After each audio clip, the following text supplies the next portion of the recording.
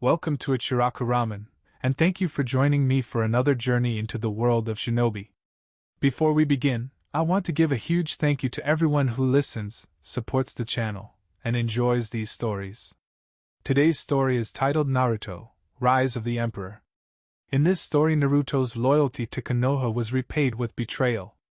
After the brutal battle to retrieve Sasuke Uchiha from Orochimaru's influence, Naruto barely survives. Gravely wounded, his lung pierced by Sasuke's Chidori, he still succeeds in fulfilling his promise and brings his former teammate back to the Hidden Leaf. But while Naruto fights for his life and recovery, forces within the village begin to move against him. Fearing the power of the Nine Tails and the influence Naruto might one day wield, the Konoha Council makes a shocking decision. Naruto Uzumaki is banished from the village he swore to protect. Cast out and alone, Naruto journeys west, far beyond the borders of the Hidden Leaf, where destiny has something far greater waiting for him. In a land of war, opportunity, and rising powers, the boy once rejected by his own village will forge a new path, and perhaps rise to become something far greater than a Hokage. The Emperor of the West. This is a fan-made story inspired by the world of Naruto. All characters in the original universe belong to their respective creators. This narration is created for entertainment purposes as part of a transformative storytelling experience.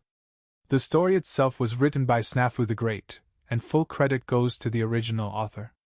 If you would like to read the original version, the link to this story is included in the video description below. I am trying out a new narrator voice during this series. Let me know your thoughts about it in the comments. Now sit back, relax, and enjoy. Chapter 1. The Emperor and Empress of the Unified West.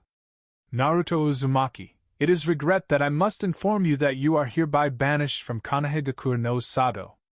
Your ninja license is hereby revoked, and you cannot return to Konoha as long as you live. If you appear within the borders of Fire Country, then you will be killed on sight. A blonde-haired woman who was hiding under a henge to conceal her true age, while the gathered civilian council members smirked or held looks of satisfaction, while the shinobi side held looks of disdain. You monster! Look what you have done to Sasuke! You demon! I hate you! I wish you were dead! A pink-haired teenager of 12. You did this to your teammate? You are worse than trash. You are scum. A lazy, aloof sensei. You are too troublesome to remain here. You better leave. Almost got killed because of you. Bummer. A lazy slacker with a pineapple-style haircut. My mom was right about you. You're nothing but a damn demon. I'll kill you the next time I see you again. A feral-looking boy with a white puppy, standing next to a feral-looking older woman with a black one-eyed wolf. It is most unyouthful to have such a demon in our village. You should leave. A boy with bush brows dressed in green spandex. You lied to me. You were fated to become the Nine Tails. There is no way one can escape fate. Never show your face here again, or I will kill you. A boy with cold pupilless lavender eyes. Before you go, please know that I love you. I always loved you. A girl with the same eyes as her cousin. Blue eyes snapped open. After a moment, he realized that he was in his bedroom. On his side, his body pressed up against his wife's backside, one arm around her torso. His spacious bedroom, a stark contrast as to his old bedroom back in Konoha. Konoha. That was one place that he would rather not think about. Come to think about it, it was 8 years today that he was banished from his home, back when he was a boisterous, loudmouth genin. Back when his major desire was simply to become Hokage and to earn the respect of the village. He chuckled at the irony. He was not the fire shadow of Konoha. No, he was much bigger. The Emperor of the Western Empire. With a groan, Naruto Uzumaki Namikaze assumed a seated position in the king-sized bed. It was safe to say that in the 7 years following his banishment, that he had changed. 20 years old, and with a wiry, muscular frame which hid his true strength well. Standing at 6 feet tall with unruly reddish-blonde hair, the whisker-like marks gone from his face, he was the spitting image of his father, Minato Namikaze, but had his mother's trademark temper when roused. It all began 8 years ago, in the aftermath of the mission to retrieve his former teammate Sasuke Uchiha from his attempted defection to Orochimaru. Despite suffering numerous injuries in the ensuing battle, including a Chidori to the lung, Naruto was successful in bringing Sasuke back to Konoha. However, it was while he was recovering that sinister events were underway. The Konoha Council, which made up of the shinobi clan heads and the influential civilian clan and business leaders, had charged him with assaulting a fellow Konoha ninja and assaulting the last of the Uchiha clan, while conveniently overlooking the fact that Sasuke had attempted to defect from Konoha. The Warhawk, Danza Shimura, Konoha Mercantile Guild head Asano Haruno, Hyuga clan head Heishi Hyuga, and the two senior advisors Koharu Yutain and Hanura Mitokado spearheaded the assault. Within hours, the council had overrode Tsunade and had declared Naruto guilty. Tsunade, however, was able to keep Naruto from being executed, but his reward for doing his job was a lifetime banishment from Konoha, of which the entire council has backed. Desperate for the younger generation to see that Naruto was a hero, Tsunade had told them about the circumstances of his birth, of how the Yondaime had sealed the nine-tailed fox spirit inside his body. Unfortunately, that backfired. Naruto's teammates from Sakura Haruno to Shikamaru Nara instead saw him as the Nine Tails reborn. Especially Sakura, who had called for Naruto's execution, both for beating Sasuke down and for being the container to the Nine Tails. Ichiraku Yumino was among those who had forsaken him, as was his sensei, Kakashi Hatake. Kiba Inuzuka and his mother, some both threatened to kill him should they ever see him again, as did Niji Hyuga. Even Tsunade was annoyed with Naruto's pestering about Sasuke's well-being despite being injured himself, and Jiraiya was nowhere to be seen. The only people who supported him were the Konohamaru Core Konohamaru Sarutobi, grandson to the late Hiruzen Sarutobi, Moegi and Udon the ramen shop owner Tuchi and his daughter Ain, and Hinata Hyuga, who finally mustered the courage to tell him her feelings before being escorted by Mado Guy and Asuma Sarutobi to the city gates. Banishment would have destroyed anyone weaker. But Naruto Uzumaki proved to be strong. While staying overnight inside a temple as a guest of the warrior monk Ichiraku, it had taken his banishment to see that Konoha would never accept him, not matter what he had done. He had helped in defending Konoha from the joint Sand-Sound invasion which was spearheaded by Orochimaru, and even brought back the Slug Sage so she could take over the post of Hokage. In the end, the dream of being Hokage was just as that, a dream. In an ironic twist, Naruto realized that Konoha was holding him back from reaching his true potential, as what Sasuke had said to him before their battle at the Valley of the End. Everyone saw Naruto as a dead last with no clan. But that was merely a mask. Naruto simply hid under the guise of a knucklehead ninja in order to keep the villagers at bay, and for good reason. Had he dropped his mask and showed that he could outdo even Sasuke Uchiha, the villagers would scream that it was the fox instead of accepting the fact that it was just hard work, and out comes the torches and pitchforks. Suspecting that the Warhawk would send his root forces after him, Naruto decided to head east towards Lightning Country while sending a clone towards Wind Country after leaving Ichiraku. At the fact that the Akatsuki had caught wind of his banishment, Itachi Uchiha and his partner Kisame Hashigaki were hot on his tail. Thankfully, the Rudambu proved to be excellent fodder as Naruto gave both parties the slip as they fought each other. It was while trying to catch his breath in Kumo that he ran into his first ally. Yujuto ni Jinchuriki of the Nibi, the two-tailed monster cat. Pursued by Akatsuki members Haiden and Kazuku in Kumo's sewers, Yujuto would have surely lost had it not been for Naruto and several shadow clones littered with exploding tags which had separated both her and the Akatsuki pursuing her. As it turned out, Yujuto had been sold out by the Kumogakure Council without knowledge by either the Reikage and his brother in an attempt to keep the self-proclaimed zombie brothers from destroying Kumo. Disillusioned and betrayed, Yujuto decided to join up with Naruto. Several days later, after arriving in Wave Country, Naruto received another surprise while staying overnight with Tazuma and his family. The Forbidden Scroll of Sealing, as well as his heritage. To say that Naruto was shocked was an understatement. It also reinforced his hatred towards Konoha, since they had banished the only son of Minato Namikaze, the village hero and former whirlpool ruler and seal master Kushina Uzumaki Namikaze, nicknamed the Crimson Fury and the hot-blooded habanero for both her red hair and her trademark temper. His family was also loaded, as the accounts in Tea Country had proven. The Uzumaki clan was also related to the famed Senju clan, of which Tsunade was a part of.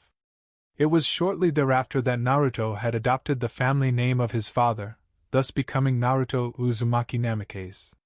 Since things were a bit hot for both Jinchuriki, Naruto and Yujito both boarded a boat from Tea Country and headed for the west.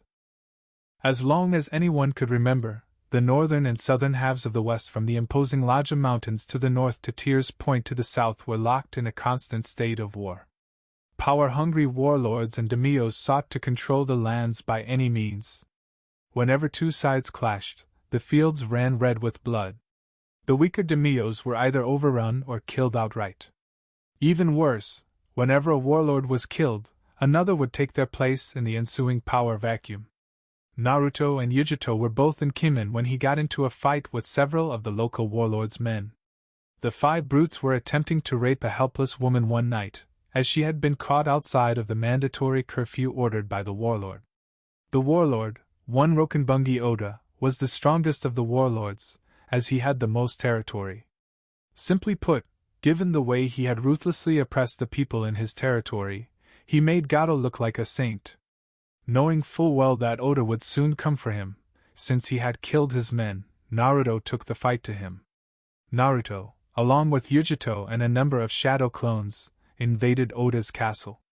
Complacent in his superiority, Oda had underestimated the former Konoha genin and had paid for it with his life. With Oda dead by his hand, Naruto had gained an ambition.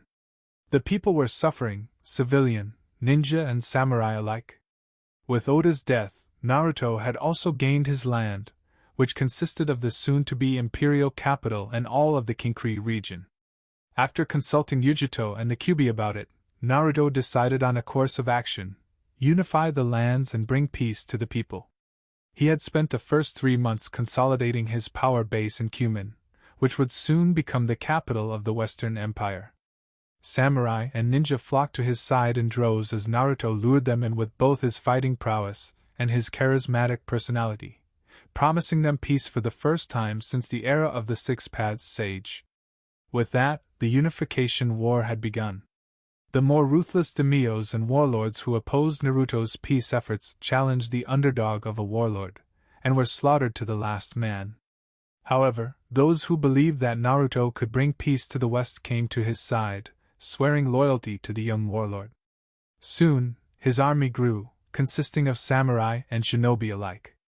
Much to his surprise, Zabuza Mamachi and Haku, thought to have been killed during the Wave mission, were in fact alive.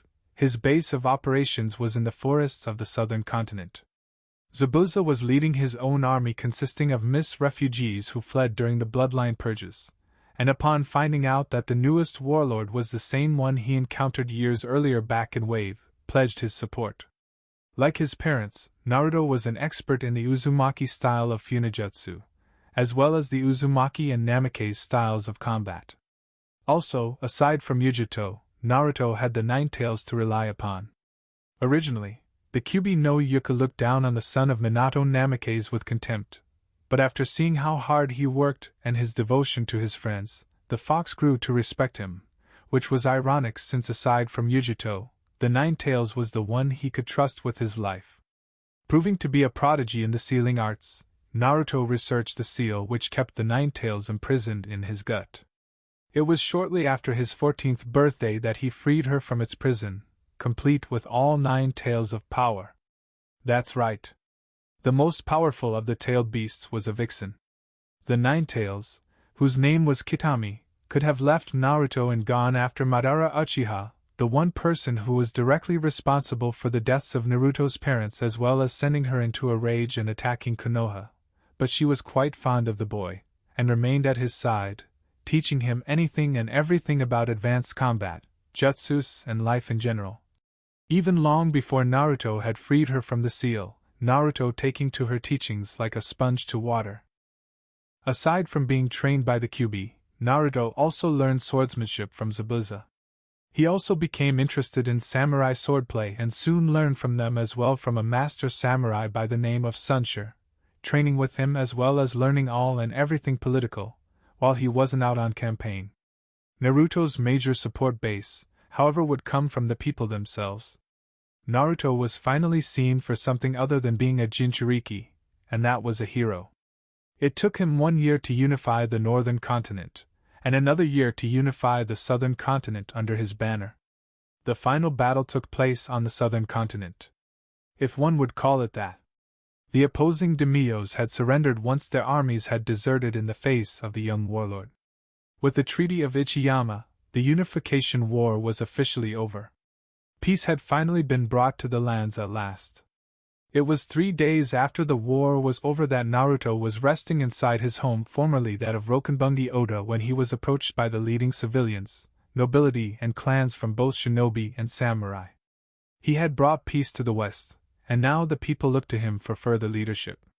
Naruto offered token resistance to the idea, but it was Kitami who had talked him into it. You may not be Hokage, but the people look to you. Besides, you are even more powerful than your father and the last 3 Hokages combined. Why be a Kage when you can become an emperor?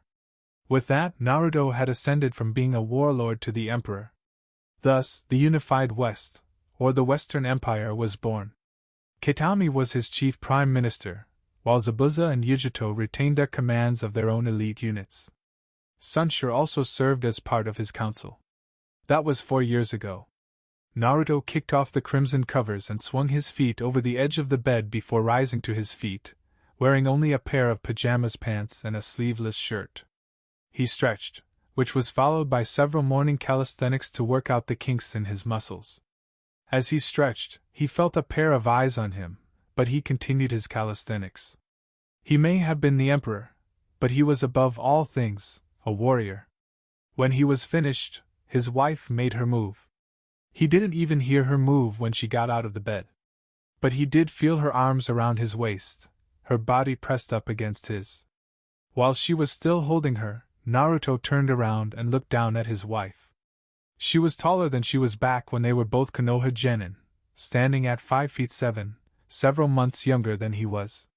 Long indigo-colored hair reached down her back, her pupilless lavender eyes looking up at her husband with love and tenderness. Her night clothes consisted of a tank top and a pair of cotton shorts. She was his confidant, his biggest supporter. She was also the Empress consort, faithful wife to the Emperor.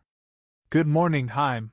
Naruto greeted his wife, using his nickname for her as he kissed her on the forehead. Good morning, love. Hinata Namikaze greeted back. It would be 6 years following his banishment from Konoha that they would meet up again, this time in Suna, where the Chunin exams were taking place. Naruto was present as the personal guest to the Kazekage, Gaara of the Sand, given as how Gaara had requested that he train the 3 Suna genin Maru Sarutobi, formerly Konoha Maru, Moegi and Udan for the upcoming trials. Dressed incognito, which earned him the nickname the Man in Black, he saw Hinata having a falling out with her former teammate Kiba Inuzuka and Naruto's former teammate Sakura Harino, because of Hinata's support towards Naruto. Using one of the courier ninjas assigned to the Imperial Consulate, he summoned Hinata. There, Naruto found out that not only Hinata was shunned by nearly everyone in Konoha because of her support for Naruto, save for Kurenai and Tsunade, but was also placed into the Hyuga branch clan after her father branded her with the caged bird seal. The caged bird seal, thought to be permanent, was easily removed by Naruto. Then Hinata received another shock. The man she loved was the one who had unified the West. He was the Emperor. Free from both the seal and from her father's browbeating, Naruto allowed Hinata to remain at the Imperial Consulate until the conclusion of the Chunin course. When Hayashi received Hinata's Hittite following the exams, he was livid. Hanabi, being the perfect little heiress, authorized a bounty on Hinata's head. Much Tsunade's dismay, Hinata was placed inside the bingo book as a A-ranked criminal with the order to retrieve on sight. Hayashi was not going to let anyone kill Hinata, for he would do that himself. Unknown to Hayashi, Hinata had left with Naruto and his entourage following the conclusion of the Chunin exams. The next time he would see her, the result of that meeting would not be pretty. As Hinata and Naruto had grown closer, Hinata was chosen by Kitami to become the third fox sage. Technically, only those in the Uzumaki clan were chosen, but since Naruto himself was an Uzumaki on his mother's side and his marriage to Hinata was a foregone conclusion, Kitami chose Hinata. It would prove to be a wise decision. Kitami saw that Hinata had potential and the drive to surpass even the first two sages. Even more surprising was the fact that her self-confidence and self-worth had increased. Even though she was not a seal master like her husband, Hinata made up for it by being an expert healer and fighter, her tactical prowess second only to her husband's. Following the completion of her 6-month training, Hinata was officially declared the third fox sage. About a month later, she would marry Naruto in a private ceremony. There, she was given a new title, Empress Consort. Unlike most rulers, Hinata's authority was second to her husband's own. She was also quite popular with both the empire's nobility, its armed forces, and with the common people. A former princess forsaken by her family because of the love she had for her husband, long before he became the emperor. It also cemented the dynasty of the Uzumaki Namikaze rulers. "You okay?" Hinata asked. "Bad dream," was the reply. "Was it Konoha?" Hinata asked, knowing full well that today marked Naruto's banishment from the Leaf. Naruto nodded. 8 years. Do you have any regrets? Now that I think about it, no. Konoha was holding me back. Naruto paused. Great. I sound like Sasuke back when we fought at the valley. The Empress consort giggled as she stole a kiss from her brooding husband and untangled herself from his embrace. Come on, Lord Namikaze. We have to get ready for the day. She didn't get very far, as Naruto grabbed her wrist gently and pulled her back to him. The Empire can wait time. We'll head out in 30 minutes. Hinata smiled. She still held that smile as she reversed the grip and tossed her husband onto the bed. Before the Emperor could recover, the fox sage pounced on him. 30 minutes later. Following the impromptu makeout session, the Emperor and his consort showered together, as they had always did. Afterward they emerged from the bathroom and got dressed. One thing about Naruto was that his style of clothing has changed. He had grown out of wearing orange, switching over from the color which screamed kill me to mostly dark attire. After all, black was a universal color, and could just as easily go with anything. He walked into his closet and pulled out his clothes for the day, consisting of a white shirt with a tight collar, black vest, pants and boots. His long coat remained on the hanger, while his black Kage-style hat was still on the dresser. The hat was mostly used to conceal his identity, mostly when he traveled abroad, which was often. Hinata also followed her husband's example. Despite having a passion for Kesagame dresses, she too dressed simply. Her uniform consisted of a ninja jumpsuit, i.e., her Shippuden uniform, and a black Jounin flak vest. The conical straw hat, which Hinata wore for the same reasons as her husband's Kage-style hat, was on the counter as well. Naruto rolled up the sleeves of his shirt to his elbows. The last thing he slipped on were a pair of black leather gloves. Once everything was in place, they exited the bedroom via Shunshin, ending up on the grounds of the Imperial Complex. The sun has just risen over the city of Kimen, which was just as big as Konoha, only that it sat 20 miles inland from the Western Sea. The Kimen River, which snaked its way halfway through the northern continent, came to an end at its namesake city. The imperial capital also served as a hub for trade, as did South Ichiyama in the southern region. Their residence, the imperial complex, was the nerve center of the empire, think the imperial palace in Japan. Located at the heart of Kimen City, which served as the imperial capital, the Tumao complex sat on top of a small hill and was heavily fortified, as it once belonged to Rokenbungi Oda. Now, it served as the center of the unified West. Spanning 2 miles, the 4-story imperial palace, which served as the residence of the emperor. The top 2 floors were reserved for the emperor, while the bottom 2 floors were for their guests. Aside from the imperial palace was the Hall of Sovereigns, of which the emperor, the Empress and their 12-member Imperial Council, 6 from the Empire's high-ranking samurai and shinobi clans and 6 civilians and nobility who were the elected representatives of the people, met 3 times a week to conduct and manage the government. The House of Sovereigns also contained his throne room, where the royal couple would usually receive their guests, seated on their thrones, as well as their joint office.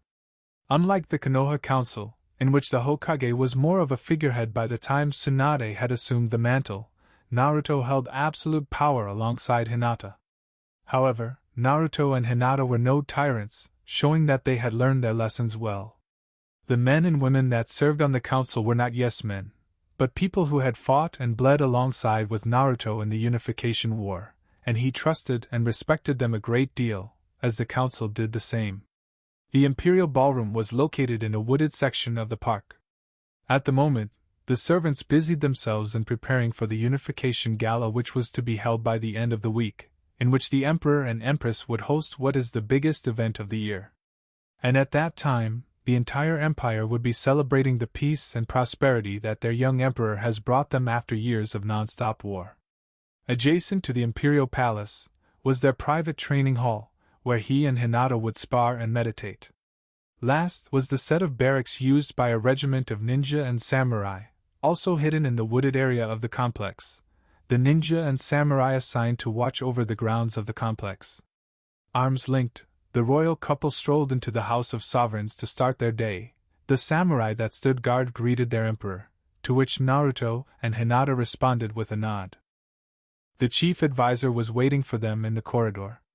Slightly taller than the emperor, with tan skin, muscular, bleached blonde hair and mustache, Naruto greeted him with a nod, and the man fell in step beside him and Hinata. "You're up early this morning, eh?" Naruto began. "And you jumped out the window again, chief," he replied dryly. Turning to Hinata, he greeted her as well. "Lady Namikaze." "Eh?" Hinata responded. "He did not jump out of the window this time. We came down by Shunshin." How did the Reikage of Kumo ended up in the West, and as Naruto's senior advisor? 3 years earlier, A was overthrown by a more hardline Reikage. The first order of the new Reikage: eliminate his predecessor and his brother, Killer B. However, as Emperor of the West, Naruto had a robust spy network in the East, and it was through them that Naruto was notified of the coup while visiting Gaara in Suna. With the aid of his elite guard, his personal bodyguards and the use of the Demon's Gate Jutsu, arrived at the nick of time and slaughtered the Kumo A and BU, thus saving A and B's lives. Imagine their shock upon returning to Suna that the Emperor was the former Kyuubi Jinchuriki. Even A and B had heard about the exploits about the one who unified the lands under a single banner. It was then that Naruto offered A and B political asylum within the Empire, along with the other 5 Jinchuriki that Naruto had rescued from the Akatsuki.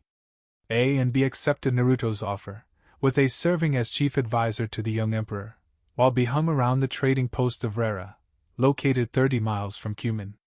"Still a ninja through and through," A remarked. "Haven't called myself that since I came here," Naruto replied. "Given the fact that I've also been trained by samurai, I'm more of a combination between the two. So what's on the schedule for today?" "Not much, just a meeting with one of the daimyos from the southern region. Makata, I think. Everyone is preparing for the festival at the end of the week." "What is it about? The Southern Badlands? I thought we covered that in the last meeting of the council." "That we did, Chief," A replied. "And so far, your financial aid has proven to be effective. I think that Daimyo Makata wishes to offer the hand of his eldest daughter to you." At that, Hinata's eye twitched. Naruto was loyal to her, and despite her gentle demeanor, the idea of having to compete with either a concubine or a mistress was to her insulting. She made that perfectly clear when she became Empress consort. Naruto was hers and hers alone. "In case you forgot, I'm married," Naruto said. "But in Makata's case, he wants you to have a concubine. So in case his daughter's offspring could have a claim to the throne?" Hinata cut in. "I think not." "Whoa. Scary a thought. Glad I wasn't in charge when that mess with the Hyuga went down." Naruto groaned. "At least Lady Ehara wasn't as persistent." She did back off when Hinata and I got married. I don't chase skirts or fangirls. I'm strictly a one-woman man. How admirable of you, A said. In the 3 years that he has been here, his respect towards the boy has grown. Here was someone that everyone has written off as worthless, a dead last who was banished from his home for simply doing his job, the ruler of an empire. When Naruto had told him and the circumstances of his banishment, both men were shocked. The boy was banished solely for doing his job. Even more so was the fact that the boy they banished was the son of the village hero, a man that both brothers respected. What was more surprising to A and his brother was that he had managed to rally the other Jinchuriki to his cause. With the exception of the bloodthirsty Agura, who was dead, and Gaara, who was still Suna's Kazekage, the surviving Jinchuriki had made their homes throughout the empire, and the people saw them as guardians, heroes, not as weapons or demons. The 6 Jinchuriki were also instrumental in defending Suna from the Akatsuki, who had invaded the sand. It was indeed a brutal battle. The Akatsuki was backed up by the 5 Paths of Pain and 100,000 white Zetsu clones. The joint Imperial Suna forces consisted of Zabuza Mamachi's Demon Brigade, Yujutoni's Hellcat unit, former Akatsuki members Yahiko and Konan, who had defected from the Akatsuki upon being betrayed by their childhood friend Nagato, 20,000 ninja and samurai from the Imperial forces, and the 6 Jinchuriki which Naruto had rescued. Despite having superior numbers, the Akatsuki lacked the power of the Jinchuriki. In the end, the Akatsuki were routed and destroyed. It was during the Akatsuki invasion that Naruto had earned another nickname, the Akatsuki Killer. Both Itachi Uchiha and Nagato had fallen to his blade. Hinata was credited with the killing of Deidara. One chakra-powered chiton shot from her Yumi bow had struck his pouch of clay, detonating it, killing him almost instantly. You call it admirable, Naruto replied. But Makata is as sneaky as they come. Reminds me of the so-called Honorable Council from Konoha. Always looking out for their own interests, yet claim that it's for the good of the village. Your Majesty! Naruto, Hinata and A stopped in mid-step and turned around. A valet was running down the hall in their direction. The valet skidded to a halt, and bended down to his knees, panting, taking in gulps of air. Catch your breath, son, A said. What business you have with the Emperor? There's someone here asking for you, the valet replied once he got himself under control. He wishes to speak with you, sir. Tell them whoever it is I will speak with him shortly, Naruto replied. He says it's urgent, sire. Naruto sighed. Okay. Who is he and where is he from? He did not give me his name, Majesty, the valet replied. But he did say he was from the east. Fire country. If Naruto was surprised, he did not show it. However, A and Hinata exchanged worried glances. Where is he now? I told him to wait inside the throne room, sir, the valet replied. You may go, the Emperor said. Once the valet was gone, A turned to the younger man. Fire country? You think it's Konoha? Could be, Naruto replied. If you want, I can have whoever it is thrown out, A suggested. No. This was going to happen sooner or later, Naruto replied. You think that after sending out most of the Konoha 11, the Warhawk, and the clan heads after me that they would finally get the hint and leave me alone. Deal with Makata, and tell him that 1, I had an emergency to deal with, and 2, my answer to his impending proposal is no. A nodded and walked down the corridor. Naruto, in the meantime, headed for the throne room, located inside the hall. Hinata followed him. On the outside, he was the perfect picture of calm. Inside, he was angry. Konoha. Today marked the 8th anniversary of his banishment from the Leaf, and someone had the nerve to waltz into his home. Depending on who it was, he may have them imprisoned. If it was that meddling Warhawk and his 2 buddies on the council, execution looked mighty attractive. The throne room was guarded by 2 armored samurai, each armed with a naginata, as well as a sword strapped to the side. The men saluted their emperor, who responded with a nod, as one of them opened the door to the throne room. Hinata remained behind. Doubling as a reception hall, the throne room was simply designed, as per to Naruto's orders. The Emperor was not a worldly man, as his life in Konoha had proved that. The throne room was simple, yet regal, and it showed off his power. The throne room was half the size of the Konoha council chambers, breathtakingly beautiful and very restrained. Think the throne room from The Last Samurai. A red carpet led from the door to the throne itself, which was raised on a small platform. The twin thrones themselves was of an intricate design, made from the finest cedar from the southern continent combined with red velvet from the northern continent. It looked like any other chairs from the empire, but it was anything but. It was a throne fit for the emperor and his consort. And Naruto saw him, seated on the steps leading to the thrones. Pausing only to cast a seal which soundproofed the room, Naruto faced the one person he hasn't seen in 8 long years. A man standing at his height, with spiky white hair, with a horned forehead protector with the kanji oil carved into it, and dressed in a short green kimono and pants combination, the mesh shirt visible underneath. Over the green kimono was a red sage robe, open. His face had red markings under his eyes and a giant scroll was slung over his back. Naruto's eyes narrowed. "You!" he hissed. "Been a while, kid," Jiraiya said. "Not long enough, Jiraiya," Naruto replied, his tone flat. "I gotta admit, kid," Jiraiya began. "This is one hell of a setup you got here. What the hell are you doing here?" Naruto demanded. Jiraiya gulped. He recognized that look in Naruto's eyes. He had seen it in Tsunade's face and recognized it all too well. The "I wanna beat down the perverted sage" look. Given the choice of dealing with his estranged godson and Orochimaru, the snake was looking to be more attractive than the former ninja-turned-emperor, who was one step away from showing him his spine. 8 years and his hatred towards anything Konoha-related had not waned. He had hoped that in that time, that Naruto had cooled down. He was wrong. To make matters worse, Jiraiya had realized that he had chosen to visit on the anniversary of Naruto's banishment from the Leaf. Crap, Jiraiya thought. This is not good. Chapter 2, Decisions. I'm waiting for an answer. What the hell are you doing here, Jiraiya? Naruto demanded, arms folded. Jiraiya winced.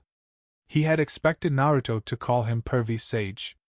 Then again, in Naruto's eyes he was one of many who did not stand up for him when the banishment order came down, as he was absent at the time. Look, kid, I just came here to explain why I did what I did. As Jiraiya would soon find out, that was the wrong thing to say, as he was cut off by a yellow flash of light, and a gloved hand from his pissed-off godson clamped down on his throat. Naruto had mastered the Hiraishin. Unfortunately, Jiraiya was on the receiving end. Explain? Naruto bellowed. Explain why I should not snap your neck, old man. At least give me one good reason why I should not send you back to Konoha in pieces. As he tried to yank Naruto's hand from his throat, Jiraiya watched as Naruto's eye color shifted from a vibrant cerulean to the color of pure gold. Normally when Naruto went fox on his opponents, the eyes would go red with slitted pupils. Here, the pupils remained normal. But there was still the matter of surviving the wrath of his estranged godson, who was at the moment trying to strangle him to death. It took the perverted sage a moment to realize that Naruto has lifted him clean off the floor. Explain to me why you would rather work on that smut you call novels instead of showing up in my life? The Emperor snarled. Why you abandoned me like the rest of that damned village? Why you didn't tell me who my parents were? Or why you have the nerve to waltz into my country and my home uninvited?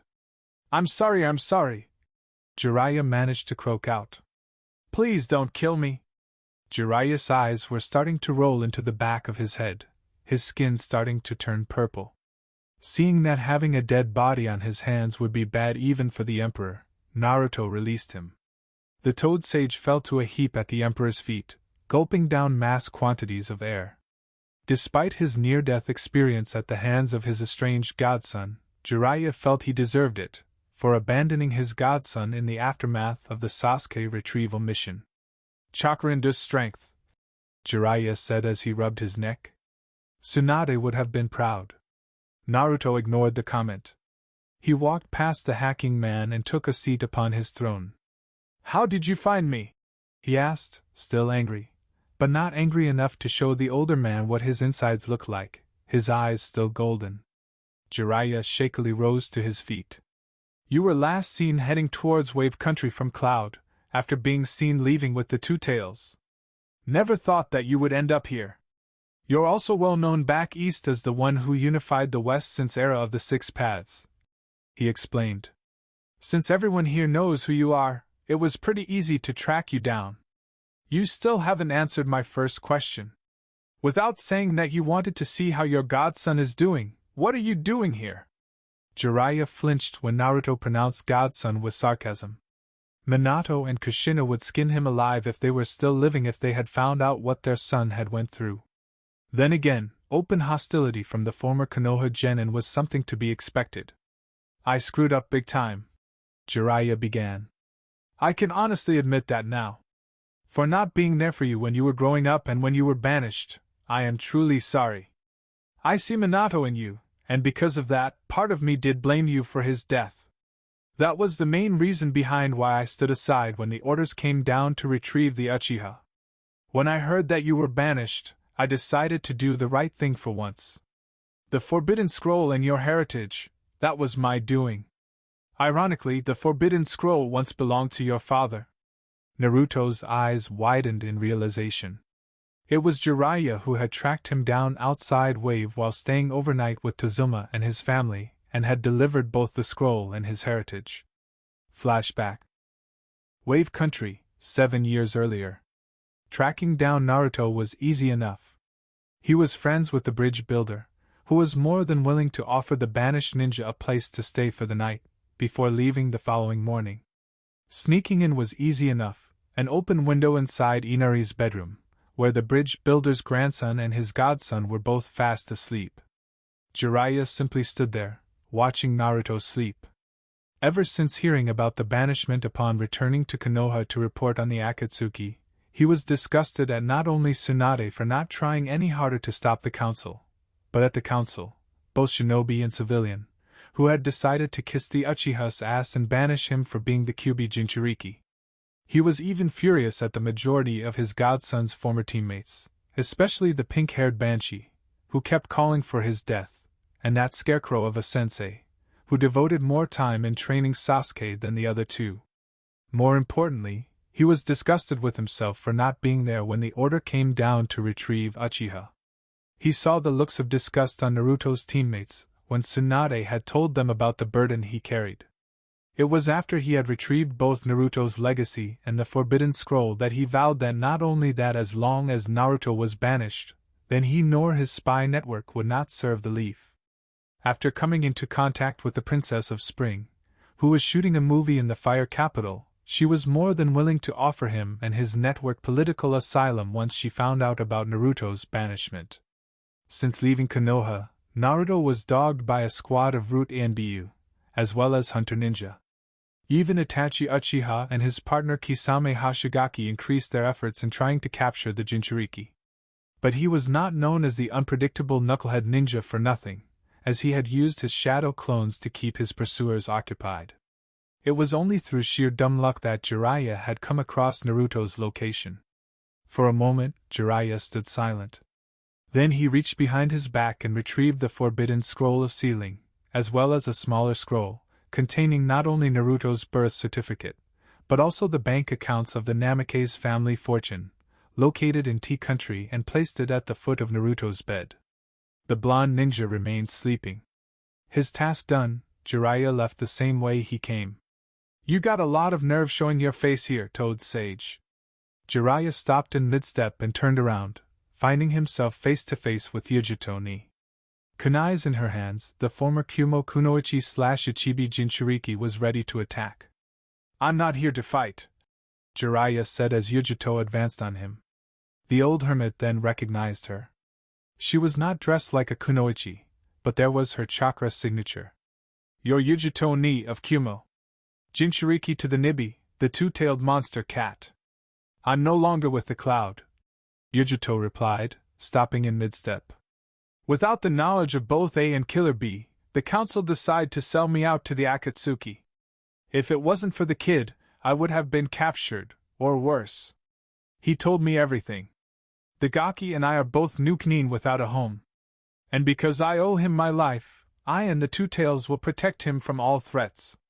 At least I know that he's safe, Jiraiya said. I just dropped by to deliver his legacy and inheritance. You mean he doesn't know that he is the son of the Yellow Flash of Konoha?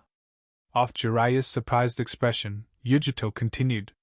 It's pretty damn obvious since he looks like his old man. Namake's a legend, given how he wiped out most of Iwa's ninja forces with the Hirishin. Don't worry. I'll let him find out on his own. In the morning, we'll be gone. Probably for the best, Jiraiya said. The kid probably hates me for not backing him up. For his sake, tell him that you didn't see me. End flashback. Seeing as how he held the young emperor's attention, Jiraiya continued with his explanation. I knew you would hate me, so I did not come and see you when you were banished. That and Minato and Kushina would kill me for not being there for you, so I did the next best thing. Following your banishment, Konoha tried to send Hunter Ninja and ANBU after you, as well as placing you in the bingo book as a S-class missing nin, but fortunately, your old man had friends in high places. Naruto could only guess. My father knew the Fire Daimyo? Jiraiya nodded. Your father rescued the Daimyo's daughters during the last Shinobi War when they were kidnapped by IWA ninja. When I told him everything that has happened to you, the Fire Daimyo decided to intervene on your behalf. I was there in disguise as one of the Daimyo's guards when he went to Konoha to personally end the attempts on your life. Believe me when I say that the council was pissed. Flashback. Konohagakure knows Sato 7 years earlier. The Uchiha will not face criminal charges, as he was under the influence of the cursed seal. Koharu Yuditane was saying to the council. Tsunade Senju was not pleased. That does not mean that he will be punished for his attempted defection. The Godame intoned.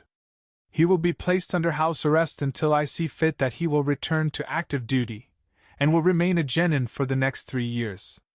Furthermore, Cell 7 is immediately dissolved. Captain Hataki has shown that he is not capable of leading a team of genin due to his blatant favoritism and will be placed back inside the ANBU. Haruno will be reassigned to another cell. The civilian side of the council had no problem in agreeing with Tsunade's request.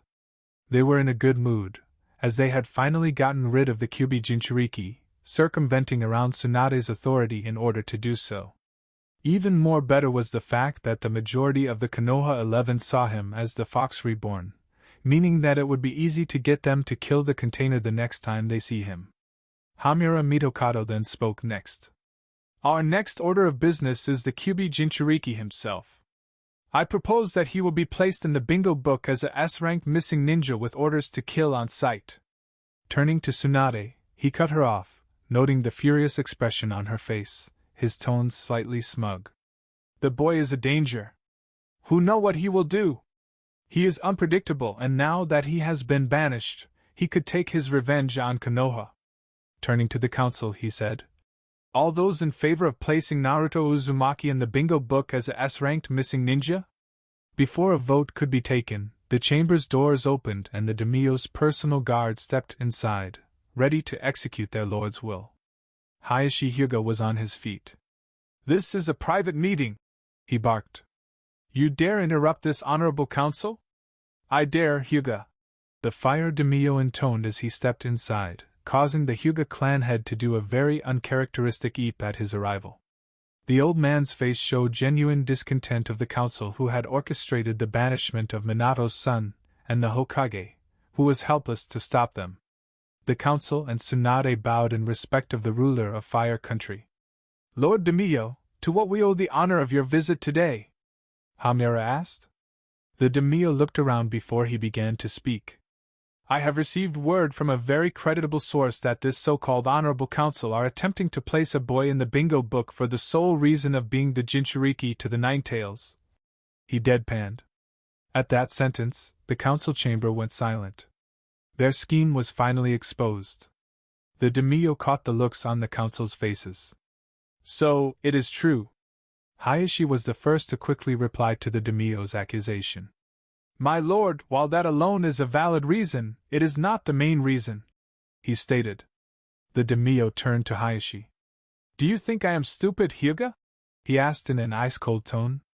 Please tell me. Wisely, Hayashi kept his mouth shut, since he wanted to keep his head. Coming from you, Hyuga, I am most surprised to see that you of all people defending the Uchiha, given the bad blood between your clan and the Uchiha. I'm willing to bet you were very happy when most of them were slaughtered. I have seen the mission parameters for the Uchiha retrieval mission, and you banished the boy solely for doing his job. If anything, the Uchiha should be banished, if not executed outright, for his attempted defection from the Leaf, as well as nearly causing the deaths of his teammates, as well as the visiting envoy from Suna who was also sent along for the mission. One of the civilians rose up in protest. Tsunade recognized her as Asana Haruno, Sakura's mother, and the leader of the Konoha Mercantile Guild. My lord, he is the last of the Uchiha clan. He is needed here.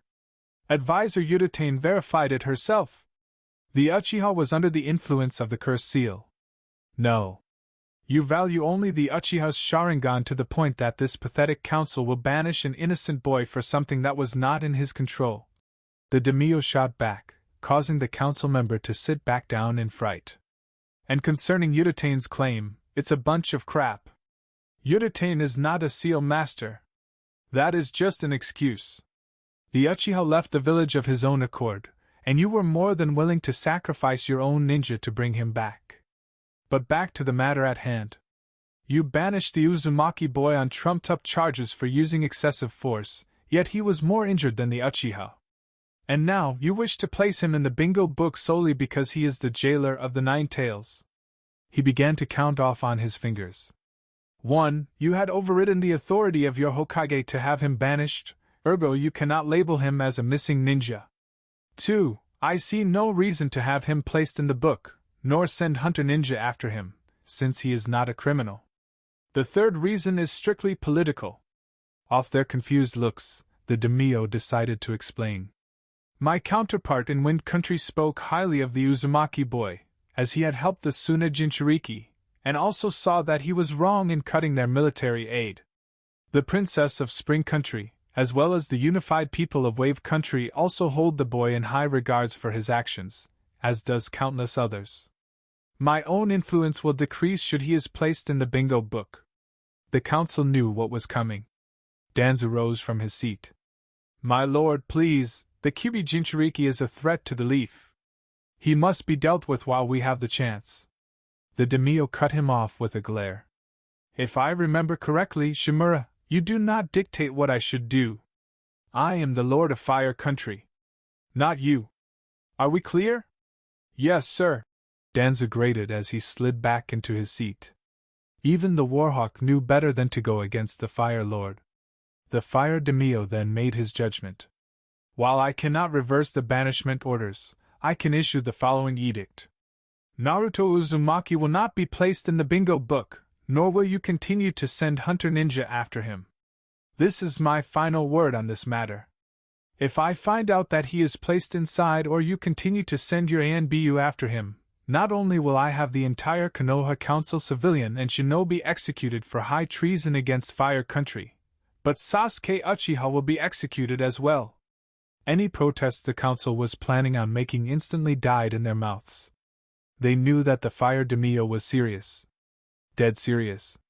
Seeing as the council was willed into submission, the daimyo nodded. Glad you decided to see things my way. As of this moment, the matter regarding Uzumaki is closed. End flashback. Jiraiya had finished his tale to Naruto, who stood there in silence. After a moment, Naruto nodded in respect towards the older man. I'm still angry over your actions, Jiraiya, but I will still give you credit where it's due. Thank you for giving me my heritage and protecting me against that damned council. Jiraiya beamed. Maybe things between Naruto and himself could be mended after all. Tsunade was against the banishment in general. But her hands were tied, as the decision from both shinobi and civilian was all but unanimous. She fought tooth and nail for you, kid, But it was not enough. The council had originally planned on executing you, but Tsunade overruled them. Lot of good that would have done. Naruto snorted. If I had died, the fur ball would have been released and free to go to town. Dad may have been good with the seal, but even he forgot that one little detail.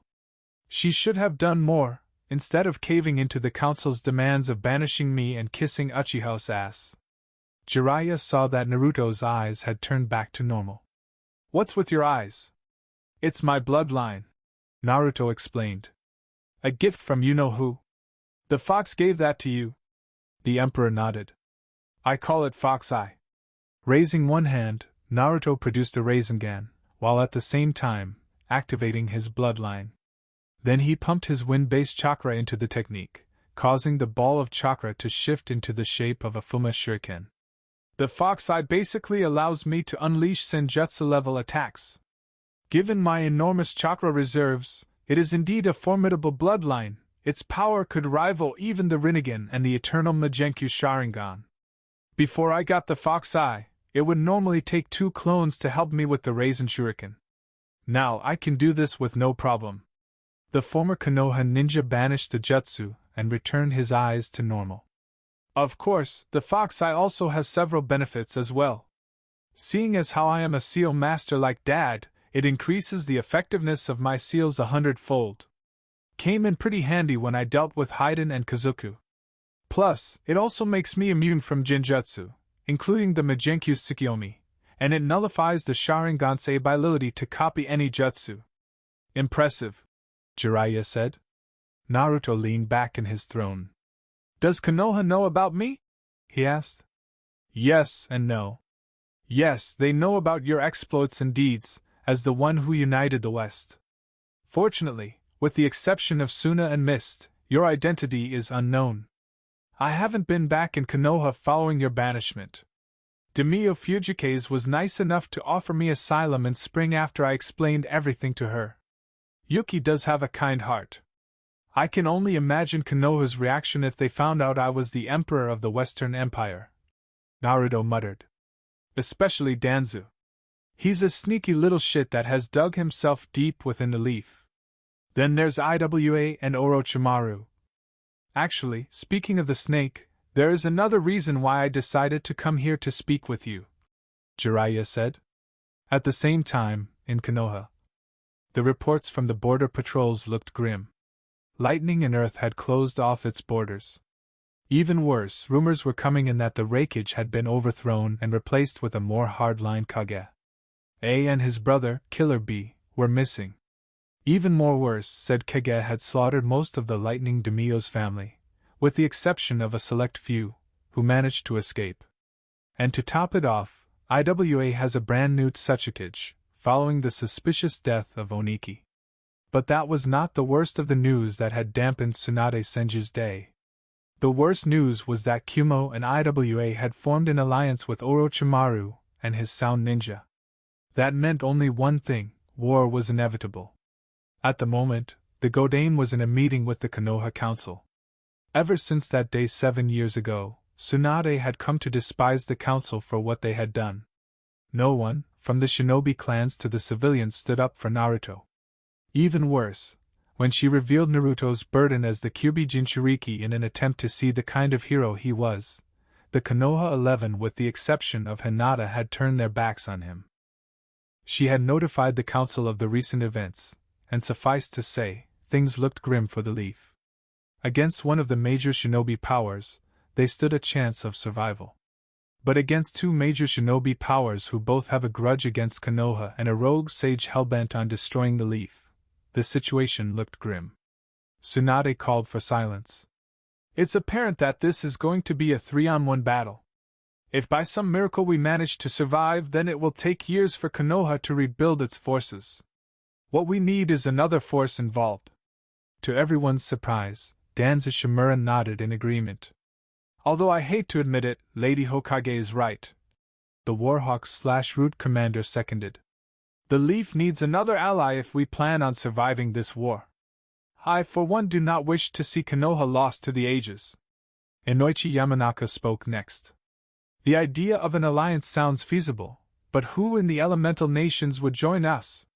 Suna would be our number one choice, but they revoked the alliance when we banished the Uzumaki boy, and refused to have nothing to do with us. Following that, Spring, Snow, Iron, Tea, and Wave revoked their alliance and trade agreements with the Leaf, as well as with Fire Country. It is true that we no longer have to worry about the Ninetales, but it is apparent that by banishing the boy, it did more harm to the Leaf than good. The council members begrudgingly had to agree. Following Naruto's banishment, Suna had sent an envoy demanding an explanation as to why Naruto was banished.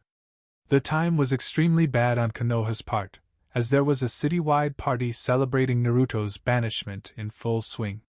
When the reason was given, i.e., Naruto's excessive force during the Sasuke retrieval mission, along with being the Kyuubi's jailer, Suna had literally tore the alliance to shreds. Aside from that, Konohamaru Sarutobi Asuma's nephew and Hiruzen's grandson had abandoned Konoha, along with Moegi and Udan, and left for Suna with the envoy, the trio knowing full well of Naruto's burden as the Ninetales, since Naruto himself had told them. That incident still haunts Asuma to this very day. By siding with the council solely on fear, he had effectively lost the remaining member of his family. His marriage to Kurenai and the birth of his daughter Hitomi helped somewhat, but he felt like he had failed his father. The next time Asuma would see him, Konohamaru would be participating in the Chunin exams in Suna. Following Suna terminating their alliance, the various trade agreements and alliances had fallen through. Wave had broken off trade agreements, as did Tea, Iron, and Spring, as well as numerous others. Even Jiraiya was on Naruto's side, as they had lost the use of his spy network. The search parties that Tsunade, and Danzy using his route, had sent out found nothing of the missing Toad Sage. Not to mention the Fire Daimyo, who had forbidden the council to place the former Jinchuriki into the bingo book, on threat of execution of both the entire council and that of Sasuke Uchiha. All attempts to rebuild Konoha's reputation had all been futile. When asked why the neighboring villages and countries had terminated their alliances and agreements, everyone's response was the same. They favored a ninja who was more than willing to betray his village for power, and banished a ninja who was a hero. In layman's terms, Naruto wasn't to blame, but Sasuke Uchiha for his attempted defection from the Leaf. And having a village known for its chronic backstabbing part of any kind of alliance or agreement would be bad for business. In those 8 years, it was clear that the Leaf was now a mere shadow of its former glory. Wherever the Leaf went, they would receive a rather cold reception. In some cases, they were not welcome into some of the villages, as it had been evident when Suna hosted the Chunin exams. Inoichi is correct. Some Inuzuka concurred. But the main problem is how can we forge an alliance when most of the villages despise us? That damned Kyuubi brat cost us every single alliance we had when we threw him out. Lucky for her, she didn't notice Tsunade's hand ball up into a fist. However, the Inuzuka matriarch felt a cold chill run down her spine as she felt murderous intent being directed at her. The Feral clan had decided that it was best for her to shut up. What about the unified West? Everyone turned to the source of the voice. Seated on the shinobi side of the council was the last active member of the now-defunct Cell 7, Sasuke Uchiha. Following Naruto's banishment, and Tsunade's revealing Naruto's secret, Sasuke was the diametric opposite of the rest of the ninja. Unlike his own childhood, Sasuke had grown to respect, albeit a bit grudgingly, the burden that Naruto had carried, not to mention the level of restraint that Naruto had. Even he saw that he was not the Ninetales reborn, and with that kind of power, he could easily destroy Konoha should he wish. He also blamed himself for being seduced by the promise of power from Orochimaru, which led to the events that ended with Naruto's banishment. Despite not being trusted for his attempted defection to Orochimaru, Sasuke had worked hard for his rank of Chunin, and later, Jounin, and had gained a seat on the council, and as one of the chief advisors to Tsunade. To the shinobi side of the council, despite their obvious mistrust of the last Uchiha, the idea did show merit. They had heard about a young boy who had emerged in the West and had launched a war of unification, uniting the lands in less than 2 years and having been proclaimed the Emperor of the West. Suna is pretty friendly with the Empire, Sasuke continued. Aside from that, it's apparent that Suna has a military alliance with the Western Empire. Given that it had came to the San's aid during the Akatsuki invasion, it is clear that the Empire has some pretty powerful warriors within their ranks, both shinobi and samurai. The Emperor himself is said to be a powerful warrior, trained in both the shinobi arts and the way of the samurai. From our past encounters with him, it's safe to say that he is highly skilled and incredibly strong, stronger than even the legendary sages themselves. Indeed, Danza thought. That boy has proven to be stronger than my elite root. Were he a Konoha ninja, I would have made him into my right-hand man. He shows even more promise than the Uchiha. And his elite guard, if they are strong enough to decimate my root, then such a power could be extremely useful for Konoha.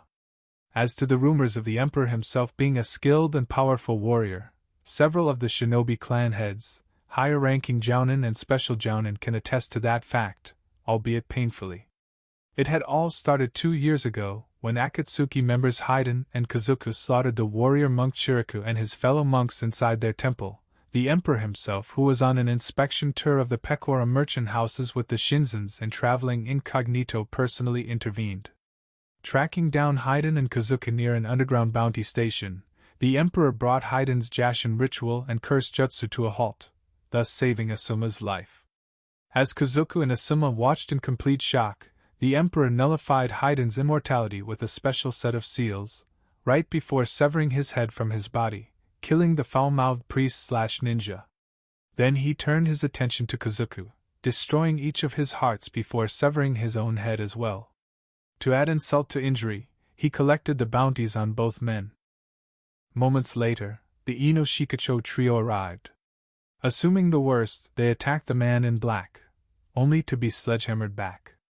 Their injuries were not fatal, but they would be out of action for a couple of days. Asuma, however, would be incapacitated for several months. But after Asuma had explained everything, it was clear that he owed the mystery man his life, and that he knew his old comrade in arms, which means that he was out simply to avenge Ichiraku. Tsunade was not convinced, and with the council's backing, issued the following order: bring the man in black to Konoha for questioning. Following the Ino Shikacho's defeat, several more Konoha ninja would face the Emperor, and fail. Danza was the first to jump on those orders. He dispatched 20 of his root ANBU led by Sai to the Fire Sound border, where the man in black had paid for the burial of Ichiraku and his fellow monks. Danza himself tagged along, hoping to see his root take down the mystery man, as he was complacent in their superiority. At the ruins of Fire Temple, Danza confronted the man in black, who was flanked by the Shinzens and his 6-man elite guard. The Warhawk delivered the ultimatum: come quietly or there will be trouble. The man in black was not amused, and gave the order to attack. In the ensuing battle, his elite guard took down half of the root ANBU, while the man in black himself was credited with talking out the remaining half, Sai included, leaving nothing but broken bodies in his wake. Danza was shocked. The 20 men that accompanied him were the pick of the litter, and the mystery man and his entourage had taken them down without breaking a sweat. In desperation, he removed his bandages that covered his implanted Sharingan, only to find that his trump card had no effect, forcing the Warhawk to fight the man in black in a sword duel. 5 minutes later, Danza himself joined his root in unconsciousness. In Spring Country, the first-generation Ino Shikacho trio confronted the mystery man while he was visiting the Spring Demio/actress Yuki Fujikaze, and were soundly defeated, if not just as fast as their offspring. In Tea Country, it was Rock Lee, Niji Hyuga and Tenten, who had seen the man while one of his elite guards was competing in a martial arts tournament. Out of Team Guy, Tenten got off pretty light with several angry welts from when she was smacked repeatedly with the flat side of the man's katana. Rock Lee and the man would later fight in a taijutsu match, and despite Lee's best efforts, was also defeated. Niji would go on to fight him, sprouting that fate has deemed him the winner. You deserve praise for making it this far, Niji had said before their fight. But your luck ends here. As it is fate for me to be a member of the branch family of the Hyuga, fate has deemed me as the winner. I will defeat you and bring you back to Konoha. I never got this far by living my life bound to fate. the man in black replied. Fate and honor are designed for one thing. They are designed by weak people to keep the strong in line. There is no such thing as fate. There is only choice. The choice to do what is right. The choice to make your own destiny. You lie. No one can change their fate. There was one who said the same thing, but he turned out to be a demon in disguise. You will see soon enough. I will show you why I am considered the best in the Hyuga clan. The man in black had sighed. At first, I was just going to fight you. Now, I'm gonna kick your ass. In the ensuing battle, the Emperor would send the Hyuga prodigy to the hospital along with his teammates, the Hyuga prodigy getting the worst of the beatdown. Heh! The man in black chuckled as Niji had lost consciousness. You claim to be the best, but you fell like the rest. Near the lightning border, Asuma Sarutobi, now recovered from his injuries, along with Shino and Shibi Aburain came across the man in black.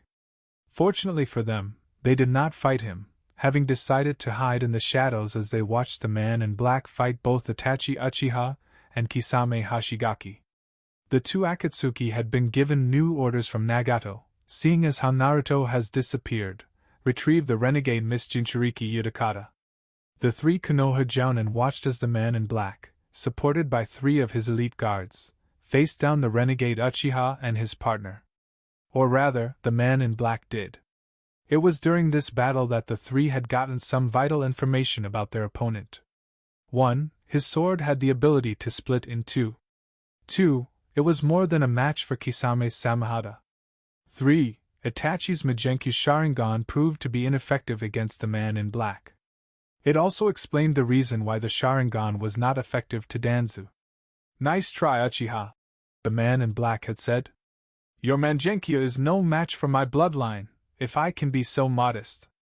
Not only it increases the power of my jutsu and seals to rival the power of the legendary sages, it also makes me immune from all forms of genjutsu, including your dreaded Tsukiyomi. This can end in two ways. And in both of them, the Rokubi Jinchuriki comes with me. You make it sound like we have no choice, was Itachi's reply. You don't, the man in black replied as if he was asking the time. It's my way, or screw it, it's my way. Itachi and Kisame then attacked. But since Samahata had to absorb chakra to be effective, it ended up draining Kisame's chakra, allowing him to be dispatched quickly. Then he fought Itachi. Asuma and the two Aburames saw that the man was merely toying with the fallen Uchiha, Itachi having been forced to fight since his trump card was ineffective. Then the man ended the battle by catching Itachi with chakra-absorbing chains. With both Itachi and his partner immobilized, the man in black made his retreat with his elite guards and his prize, but not before promising Itachi that the next time they meet, he will personally kill him. Deciding that discretion was the better part of valor, the three jounin retreated back to Konoha. The man was later seen in hot water country. Tsunade dispatched the Inuzuka matriarch and her son, along with Kakashi Hatake to bring the man in black in. This was the only time that the Emperor has fought back so viciously. Both Sum and Kiba performed their beast mimicry, transforming Kuramaru and Akamaru into clones of themselves, while Kakashi summoned 5 shadow clones.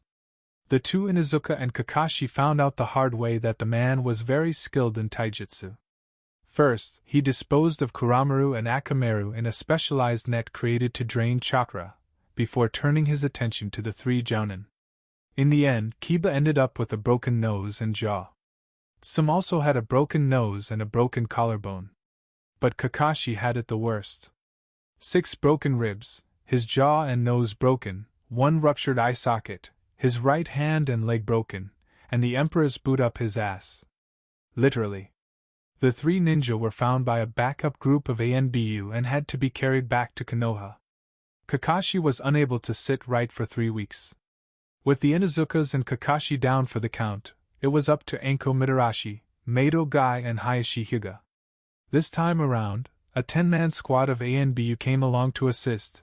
After the epic beatdown that the Inuzukas and Kakashi had endured, Tsunade wasn't leaving nothing to chance. The battle took place inside the ruins of the Whirlpool village in Wave Country. Only this time, The Emperor's elite guards were with him as the Emperor investigated the ruins. The first thing that the Snake Mistress, the Taijutsu Master, and the Hyuga clan head found out was that the man was of noble blood, as his family was of the Whirlpool ruling family, something that Hayashi could respect. The second was that despite having superior numbers, his elite guards had literally dismantled the ANBU that were sent in. Anko, Hayashi, and Guy would fall, thus adding to the mystery man's tally of defeated Konoha ninja. In desperation, the council had once again circumvented Tsunade's authority and reactivated Sasuke Uchiha to active duty. It was during the Chunin exams in Suna that Sasuke had faced off against the man in black, who was there as Gaara's guest. Despite being the Uchiha elite, Sasuke lost, but not before the man had revealed his identity to him. "I am the sovereign ruler of the unified West," he had whispered.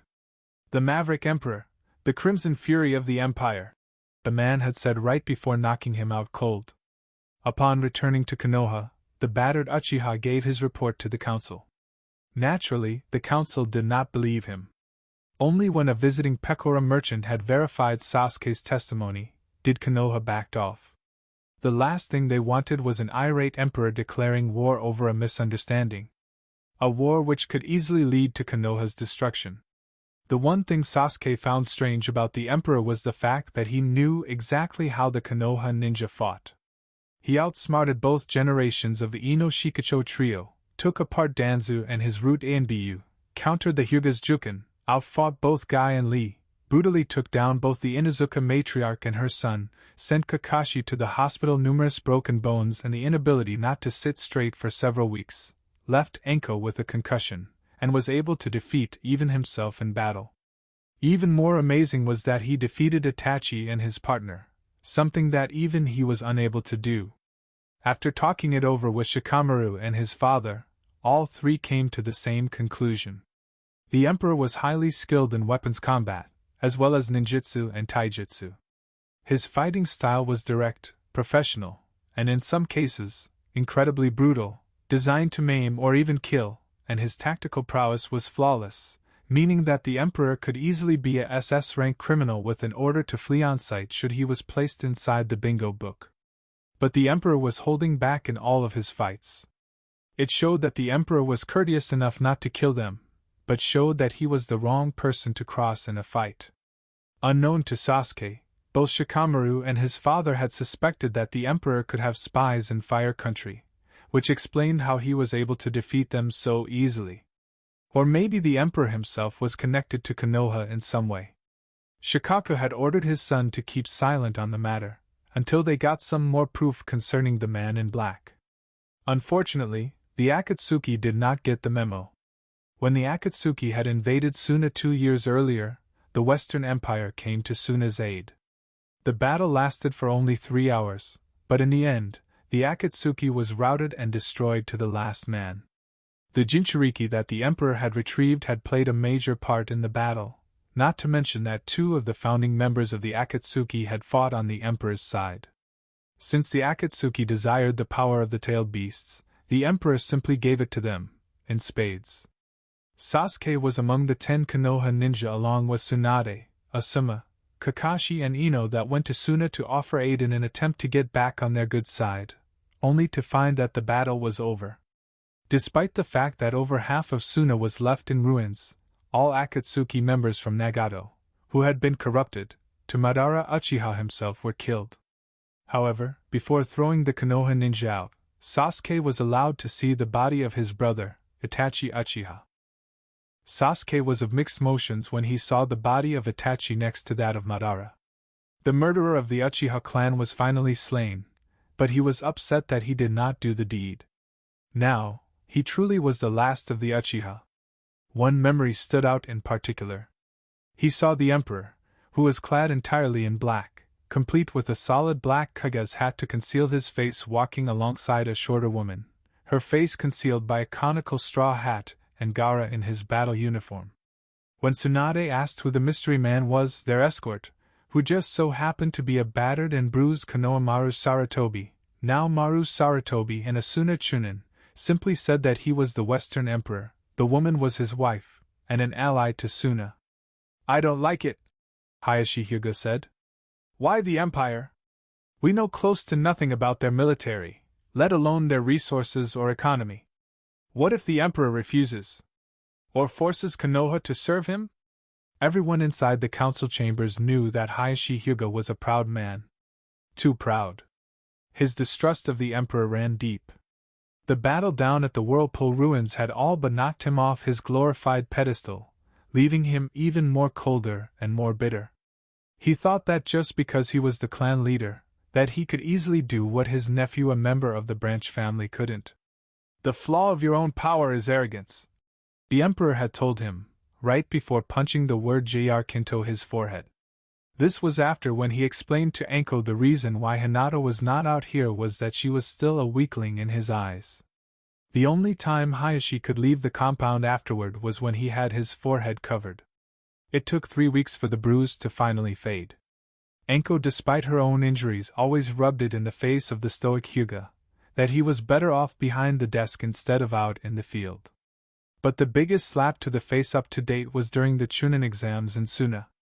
His daughter, Hanabi Hyuga, called the darling of the Hyuga clan, faced off against Maru Sarutobi. In a climatic battle not seen in many years, it was the Sandame's grandson who had defeated his daughter. It didn't help that Sarutobi had used her arrogance against her, or that he was able to steal his grandfather's summoning contract before he had left for Suna. It was later revealed that Sarutobi and his 2 friends were personally trained by the Emperor himself, at the Kazaki's request. Hayashi was incensed at this loss of face. Second was the fact that Hinata had defected from Konoha following the conclusion of the Chunin exams. Upon returning to Konoha, he had received Hinata's Hittite and a message from the courier ninja. Hinata has defected from both Konoha and the Leaf. Hanabi capitalized on this by convincing the Hyuga elders to place a bounty on her head.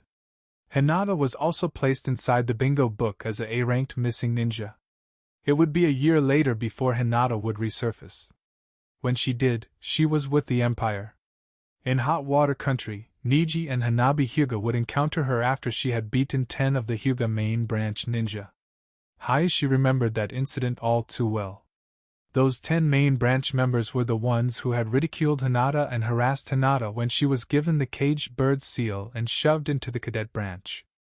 When Niji and Hanabi found them, not only did Hinata had beaten them, but she had also branded the most senior member with the caged bird seal in retaliation. Said Hyuga had chosen to commit suicide rather than to live with the disgrace. Hours later, Niji and Hanabi encountered the former heiress. Assuming that against Hinata, Niji and Hanabi had an easy win. But Hinata knew the Juken style better than anyone. In fact, in her absence, Hayashi would later find out that she had purged it of all its flaws and weaknesses, and proceeded to beat down Hanabi, while unleashing the 128 palms on Niji as a measure of payback from the Chunin exams. She then had Hanabi deliver a challenge to her ex-father. Hayashi accepted. The battle had taken place in Wave Country. Hayashi was certain as Hyuga clan head that he would win. He was wrong. His encounter with his missing daughter had left him even more bitter and crippled. He had severely underestimated Hinata, and paid for it. The one person who he thought was worthless had all but decimated him. First, by using the 128 palms on him, then by shattering his leg. He would never be an active ninja again. The fact that it was Hinata that had did it had angered him to no end. The end result was an increase on the bounty on Hinata's head.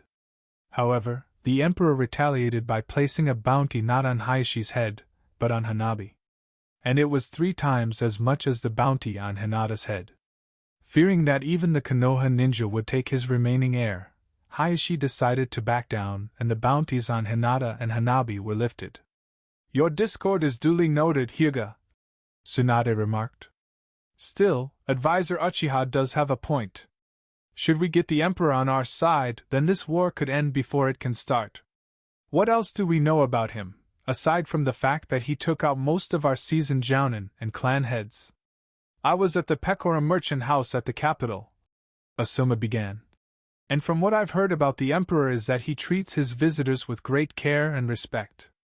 Despite being only around 19, He is a brilliant politician and handles all foreign affairs personally.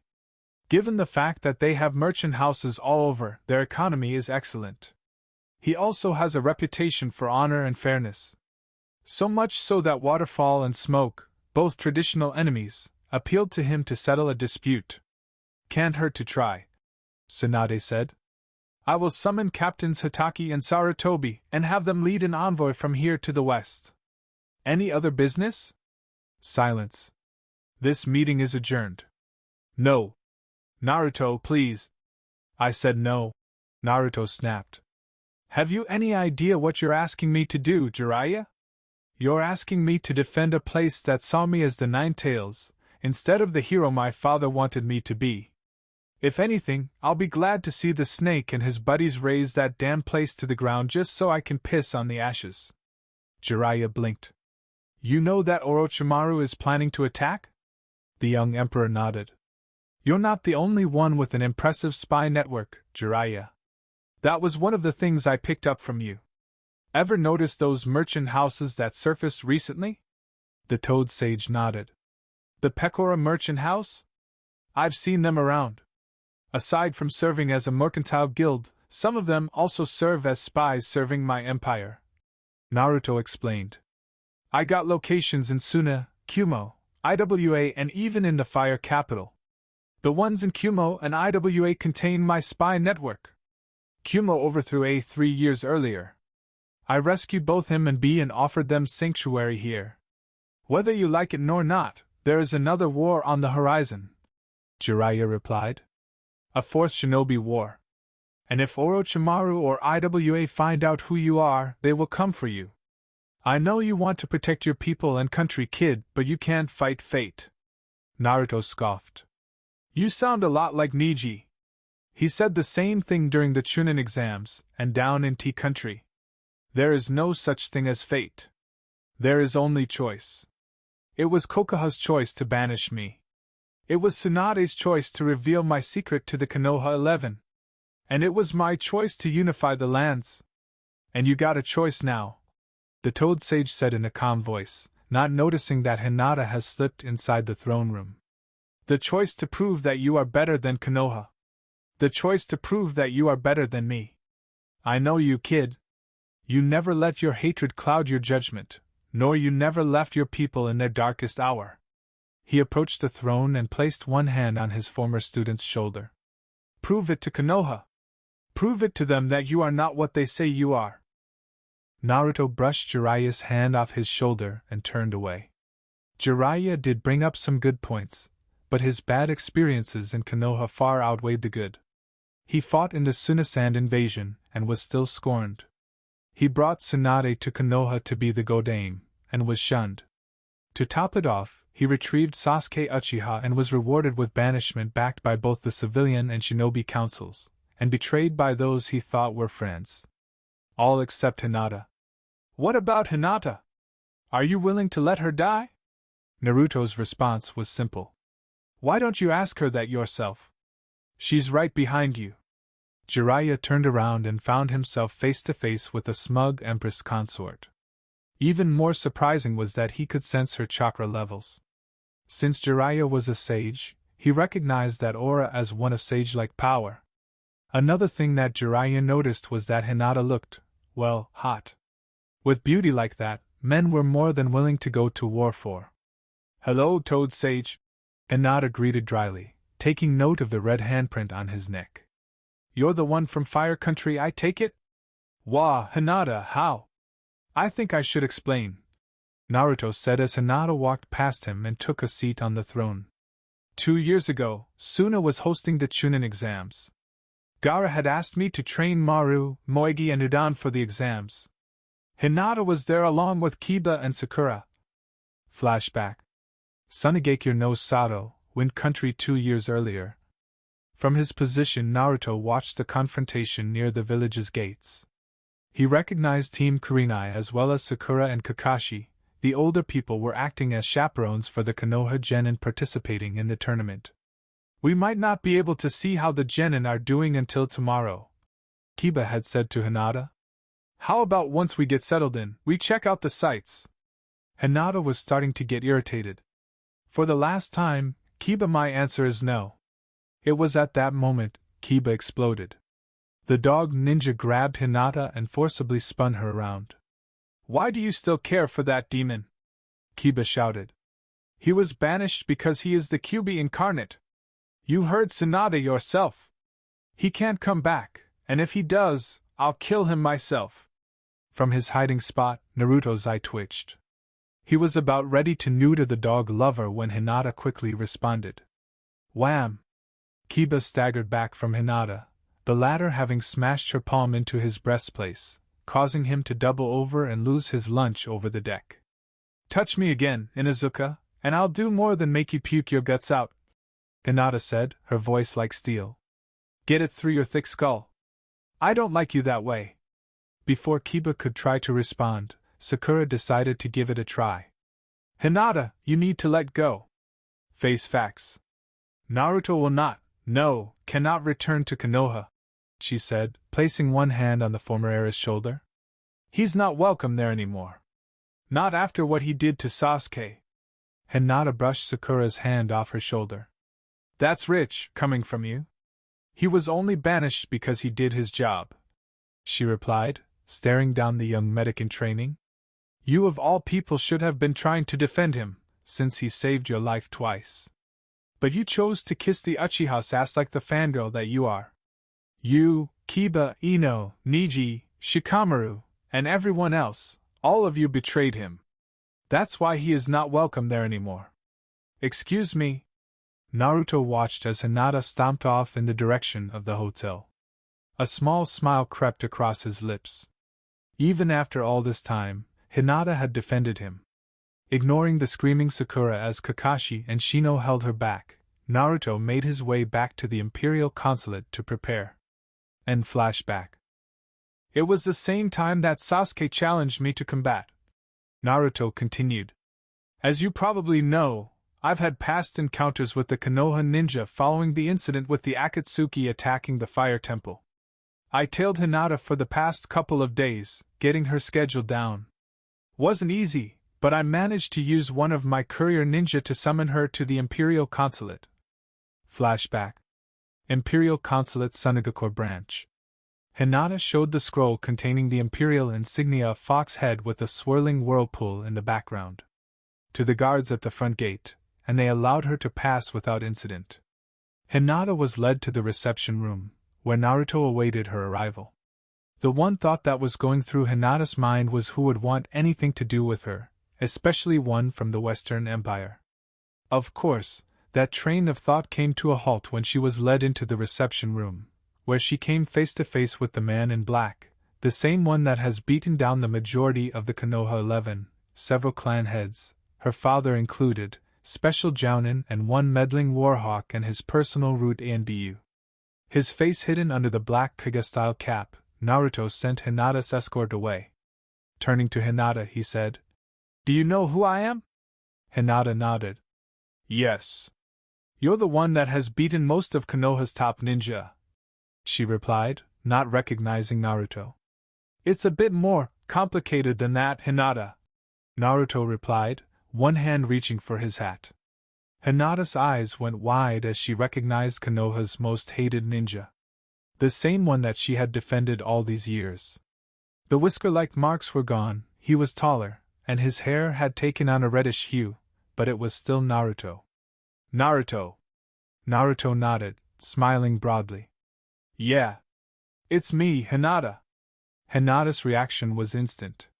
She lunged at Naruto and ensnared him in a bear hug, not wanting to let him go. She had nearly given up hope that he was still alive.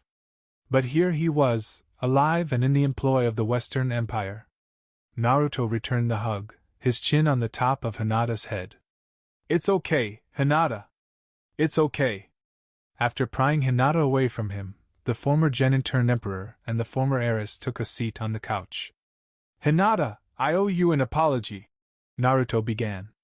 Had I known that you felt the way you did about me back in Konoha, I would have spent more time with you rather than chasing after Sakura. You were young then, Hinata pointed out. I'm still young, Naruto pointed out. He then noticed something. Narrowing his eyes, he reached for Hinata. Hinata, sensing what Naruto was planning on doing, grabbed his wrist and turned away, looking ashamed. No. Naruto. Naruto could only guess. Show me. Almost hesitantly, Hinata turned back to him and lifted her bangs. Naruto's eyes widened in horror as to what was on her forehead. The caged bird seal. Hayashi did this, didn't he? Naruto's voice was as cold as ice. Hinata nodded, the tears flowing freely. Last year, Hanabi, at the council's urging, invoked her right of challenge and challenged me. I lost an FA. No, Hayashi branded me and shoved me into the cadet branch. He said that not only am I worthless as heir, but the clan has shown weakness because I supported you. The main branch sees me as worthless and the cadet branch is just as bad. That was all that Hinata had managed to say before she broke down completely. Naruto allowed her to cry into his shoulder. He held her until she finally calmed down. Meanwhile, Naruto was thinking all the ways that he could torture and maim the Hyuga clan. There was one way that he could stick it to Hayashi and the rest of those stuck-up snobs in the main branch. Hinata found herself being gently pulled to her feet. Once Naruto had smoothed her hair back, exposing the seal, he brought his hands together, as if he was praying. Naruto. Sure. Stand still and trust me, okay? Hinata nodded and closed her eyes. Naruto focused in on the seal on Hinata's forehead. Then he went through hand seals. Slowly at first, but then they began to pick up speed. Naruto then pressed his index and middle finger at the center of the seal. Release, he said. Hinata felt a slight heat on her forehead, a stark contrast as to the bone-wrenching pain she had to endure when she was branded the first place. Then, the sensation was gone. You can open your eyes now, Naruto said as he retrieved one of Hinata's kunai from her pouch and raised it to her face. There, Hinata could see that there was no seal on her forehead. It was no henge either. The caged bird seal, thought by the main branch clan to be irremovable, was removed. What? How? Hinata asked, astonished. I'm a seal master, Naruto explained, smiling broadly. So something like the caged bird seal is easy for me to remove. His tone was modest, rather than being a boast. He was rewarded with another glomp from Hinata. Thank you, just thank you. After a moment, Naruto gently pulled away from Hinata. You know you can't go back to Konoha, or to your clan, he said, his tone serious. If Hayashi sees that you no longer have the seal, he will either rebrand you or worse. Hinata nodded. I know, she replied softly. Before Naruto could ask her to come with him, she beat him to the punch. Naruto, take me with you. I got nothing back home. Please take me with you. You want to go back west with me? Yes. From the look of things, you seem to be pretty connected there. Do you know the Emperor? Will he grant me asylum? It was then that Hinata received the third shock of her life. Of course I know the Emperor, Naruto replied. The Emperor is me, Haim. Hinata looked at Naruto as if he had grown a second head. The Emperor is you, she managed to squeak out right before doing the one thing she hadn't done since Naruto's banishment. She fainted. End flashback. After that, I allowed Hinata to remain inside the consulate, Naruto concluded. From what I've heard, the Konoha ninja combed the entire village looking for her, overlooking the fact that she was inside the consulate. After I defeated Sasuke, Hinata and I left for home, after I punched Hayashi out again. Huh! Jiraiya grunted. He then noticed the wedding band on Naruto's ring finger, and the diamond ring on Hinata's own. So, married, huh? 2 years, Hinata replied, looking at Naruto, smiling. So Naruto's the Emperor, so that makes you. Jiraiya began. Her Imperial Highness, Empress Consort Hinata Namikaze, a voice from behind Jiraiya said. Jiraiya turned around. Standing behind him, having just entered the throne room, was a woman. Standing at Naruto's height with curves and a bosom that could only be matched by Tsunade herself. Long red hair was tied into a single bun, with 2 braids poking out from said bun. the braids ending at the small of her back.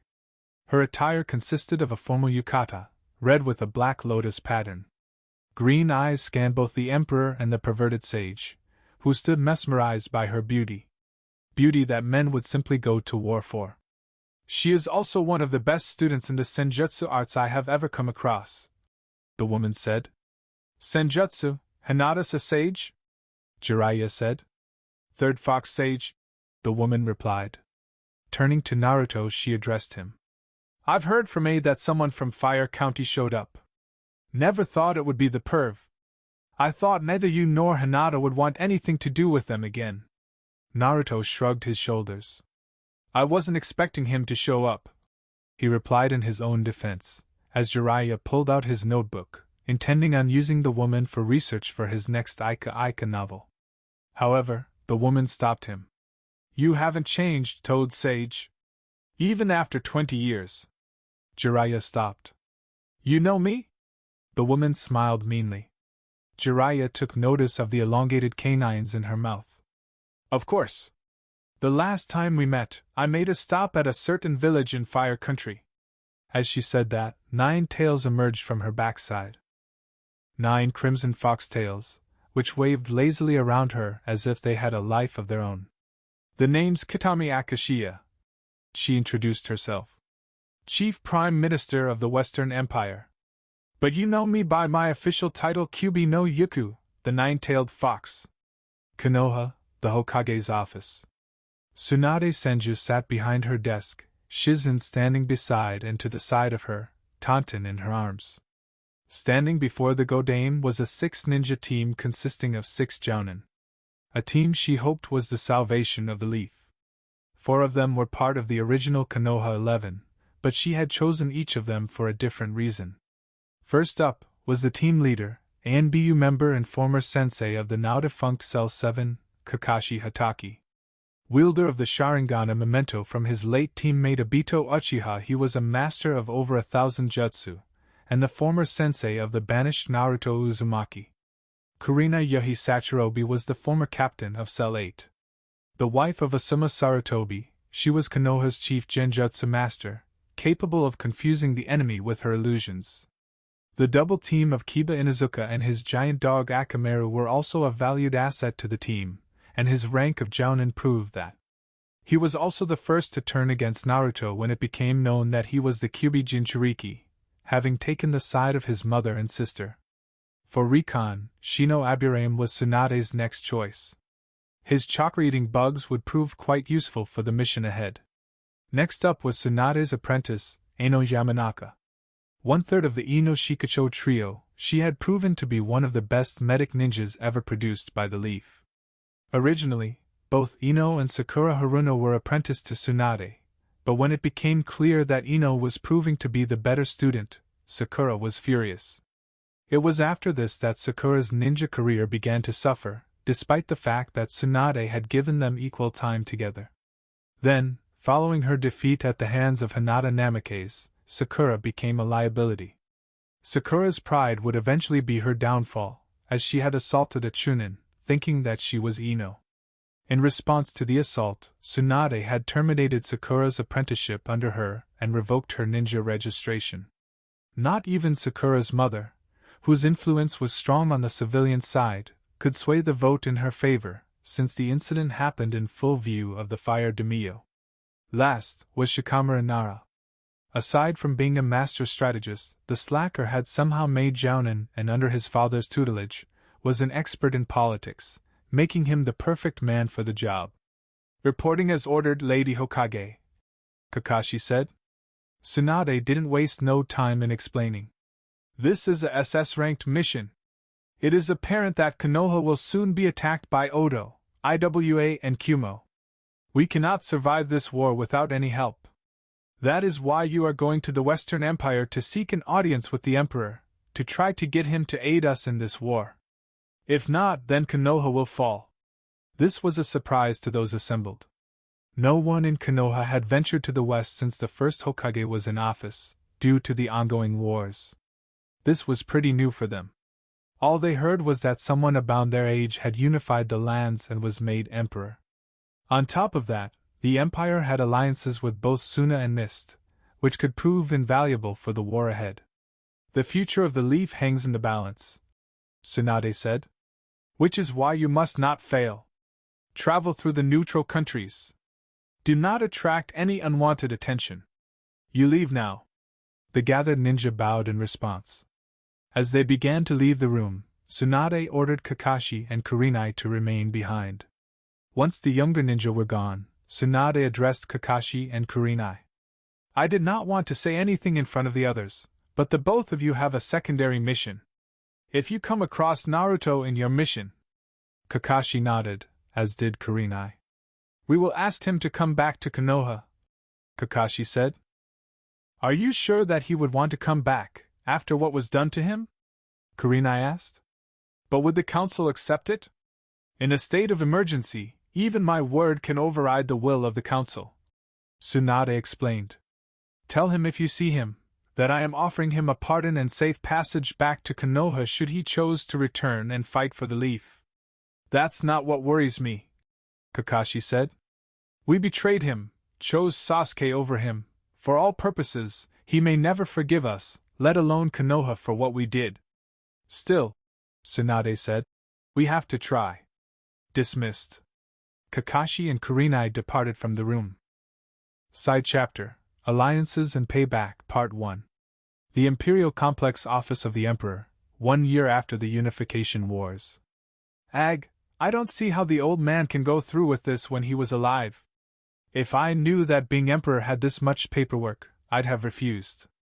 Inside the office of the Emperor, Naruto Uzumaki Namikaze was seated behind his desk.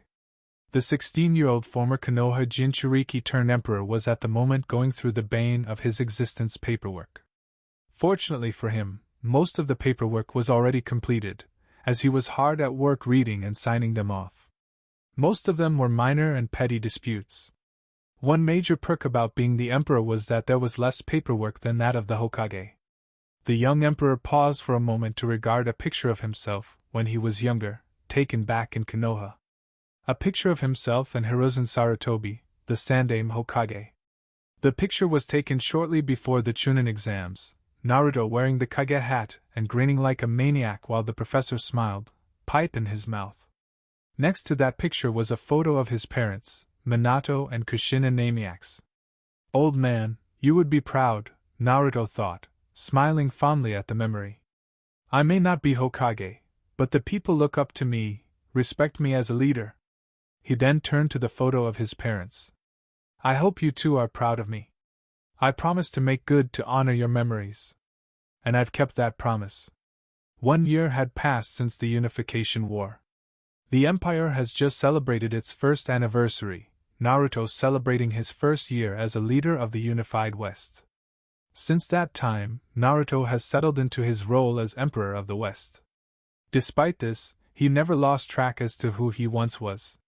Kitami, Yujuto, Zabuza and Sunsure made sure of that. He didn't see himself as a ninja or a samurai. More like a combination of the two. One document attracted his attention. It was from his informants located in Water Country. Apparently, there was a new Mizukage in power, and she had ended the bloodline wars which had plagued the country. Even more surprising was the fact of who was currently the Kazekage of Suna. Well, I'll be Gaara's the new Kazekage, Naruto muttered to himself, smiling broadly, reading the report from the Pekora branch in Suna. He looked at his watch. 5 minutes before the meeting of the council. This could prove to be quite interesting indeed. The Emperor rose from his seat. Retrieving his jacket and slipping it over his shoulders, i.e., his Shippuden uniform, only all black, he exited the office, making sure to take the reports on Mist and Suna with him. The meeting was straightforward. Aside from an uprising of malcontents loyal to Oda which was quickly crushed before it could gain steam, and the financial situation concerning the southern Badlands, there was nothing worthy to report. Good thing that they only met 3 times a month. The council hall inside the Hall of Sovereigns was as big as the council chambers back inside Konoha. The council chambers consisted of 3 long tables, the first containing the seats of the Emperor and his chief prime minister. 2 tables located on either side of the Emperor's table faced each other, each containing 6 seats for either side. 6 of the members were hand-picked by Naruto himself, while the other 6 were voted in by the people of the Western Empire. The 6 that Naruto had chosen were from the West's most respected samurai and shinobi clans. Emperor Namikaze sat at the head of the table. Kitami sat at his left, the council, not to mention the people of the West knowing full well about the red-headed woman's true nature. The council hall inside the Hall of Sovereigns was as big as the council chambers back inside Konoha. The council chambers consisted of 3 long tables, the first containing the seats of the emperor and his prime minister. 2 tables located on either side of the emperor's table faced each other.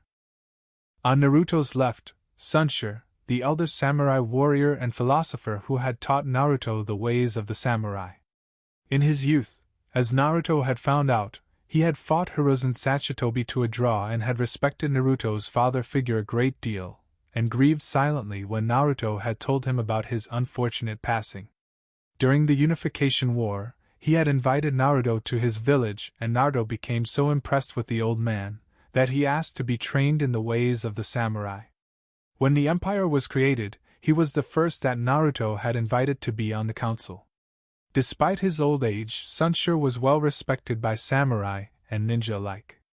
His granddaughter, Sana Sunsure, who was a member of Yujito's Hellcats, served as part of Naruto's elite guards.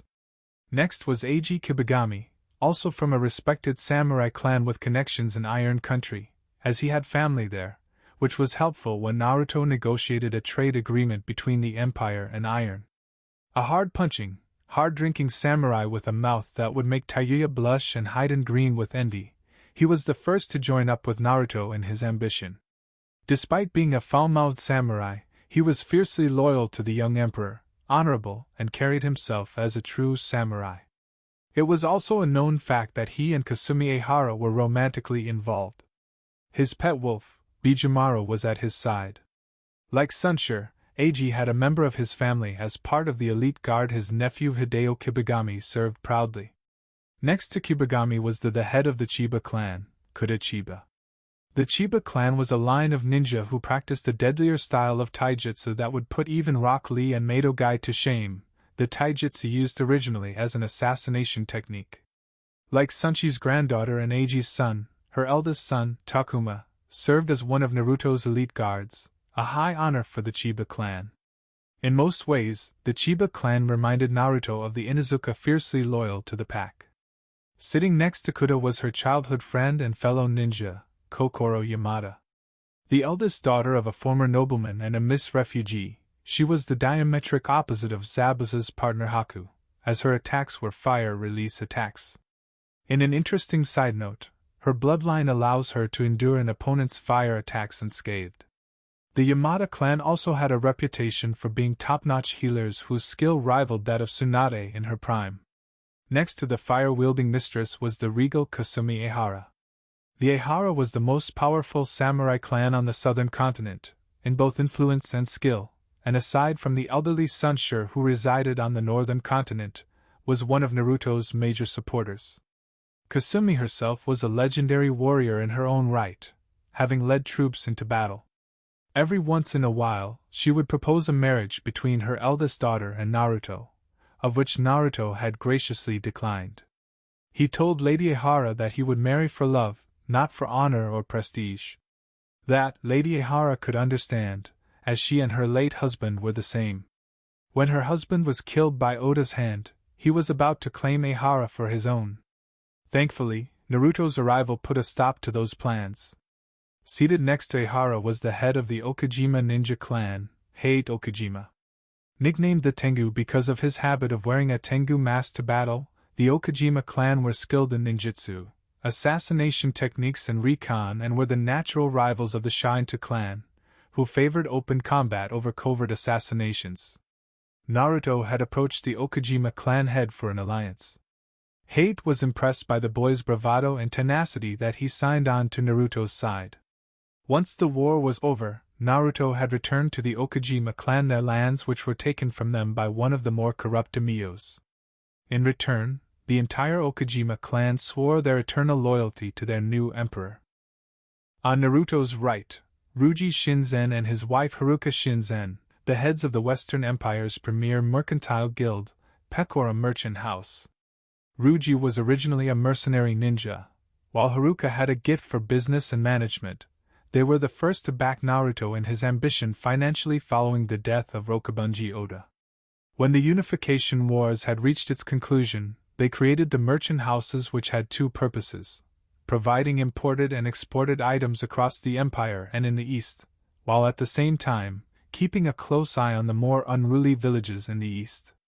Thanks to Naruto, they now had branches all over the country, as well as several locations in the east, some of which served for gathering intel, as in Iwa, Fire Country and Kumo. Next was Shinoda Wakaba, former pirate captain, now a close business partner and longtime friend with the Shinzens, since his 10-boat fleet was originally used to harass and plunder both Oda's and his allies' supplies. It was Haruka who had pointed out the perks in having a fleet of ships backing up his ambition to Naruto. Now, with the war over, the fleet was now used to transport goods all over the continent, as well as in the elemental countries. In an interesting side note, the Shinzens and Wakaba were both in-laws, since the Shinzen's son had married Wakaba's daughter, which had brought their families into a close alliance. Seated next to Wakaba was Katsumoto Kudahara, a daimyo from the southern region who supported the people and working class. He was overthrown by a power-mad warlord and condemned to wander the lands, until Naruto found him. He was one of the key members in the civilian council, in which, thanks to Katsumoto, that his major support base was the civilians themselves. Katsumoto's lands were restored unto him, as well as his title as a reward for his service and loyalty. Next to Wakaba was Shin Akizuki. His home was the southern part of the continent. Shin was the youngest of the council at age 23, and trained as a samurai. The son of Shinji Akizuki, a retired warlord who had fought with Naruto, Shin had made a name for himself during the Unification Wars as a formidable swordsman, and can hold his own against Naruto in their occasional spars. In some cases, he reminded Naruto of Shikamaru at times, brilliant, but lazy. Last was Rumika Tadu. Like Katsumoto, she was a daimyo, but hailed from the north's mountainous Lodja region. Tadu was one of the daimyos whose land the late Rokubunji Oda had an eye for, since her lands contained iron mines deep within the mountains. But once Naruto had eliminated him, she saw the wise decision in backing him in his war of conquest. Her husband was the original daimyo, until his death during a raiding party from Oda's men, forcing her to assume the role. But despite this, she was fiercely loyal to both her people and to the emperor. Aside from the Imperial Council, Naruto had requested that Zabuza Mamachi and Haku Mamachi be present for this meeting. The former Miss Swordsman and his female partner stood before the Imperial Council, both curious as to why they were summoned to this hearing. General Mamachi, Naruto began. First off, either you nor Haku are not in any kind of trouble, so you can relax. I've asked you and Haku to come for a reason. Zabuza raised an eyebrow. That reason being, Chief? Naruto raised the sheet of paper from the Pecora's mist branch. This came in from mist. The Mizukage is dead. Zabuza took the news well, given the fact that he had failed to assassinate Yagura years earlier. So Yagura is finally dead, eh? Well, hoopty fucking shit. I was hoping that I would return and do the deed. But it's still good news. Yagura was always unbalanced. Who's in charge now? Naruto looked at the sheet of paper. Her name's Terumi. Mei Terumi. That caught Zabuza's attention. Mei's the godame now, huh? Wish it could have been me, but I like my current position. What can you tell us about this woman? Sunsure inquired. She's strong, Lord Sunsure. Very strong, Zabuza replied. Has a sunny disposition, even when she's threatening kick your ass. If she was able to kill Yagura, then she is more than capable of stabilizing the mist after so many years of war. Naruto leaned back in his chair, pondering the information he has received. Sunsure caught the look on his emperor's face. Are you planning on making an alliance with Mist and Suna? Naruto smiled at the old samurai. Am I that predictable? Sunsure smiled back at the young emperor. No. You're just that easy. That got a good laugh from the council, Naruto included. Even Zabuza laughed while Haki giggled. Once everyone has calmed down, Naruto confirmed his intentions. To answer your question, Sunsher, yes, I plan on inviting not only the leader of the Mist, but Suna as well. The Kazekage of Suna is an old friend of mine. He is a Jinchuriki, like I once was. His beast is the one-tailed raccoon. Ah, Shikaku, Kitami said. He was always a bit unbalanced of the bunch. Then again, I'm willing to bet that Sanbai was the driving force behind Yagura's murderous reign. What about the Kazekage, your majesty? Lady Ehara asked. Aside that he is the Jinchuriki to the Two Tails, what else can you tell about him? Naruto went into detail about how he and Gaara met during the Chunin exams back in Konoha, all the way up to the point of the ill-fated retrieval mission of Sasuke Uchiha. Afterward, he put it to a vote. All in favor of inviting the Godame Mizukage and the Godame Kazekage to the imperial capital for terms? Naruto intoned. The vote was unanimous. The council voted yes. Naruto smiled. Motion passed. This meeting is adjourned. Sunigekure no Sato, Wind Country several days later. Lord Kazekage, there's an envoy here to see you. Gaara looked up from his paperwork. Are they from Konoha?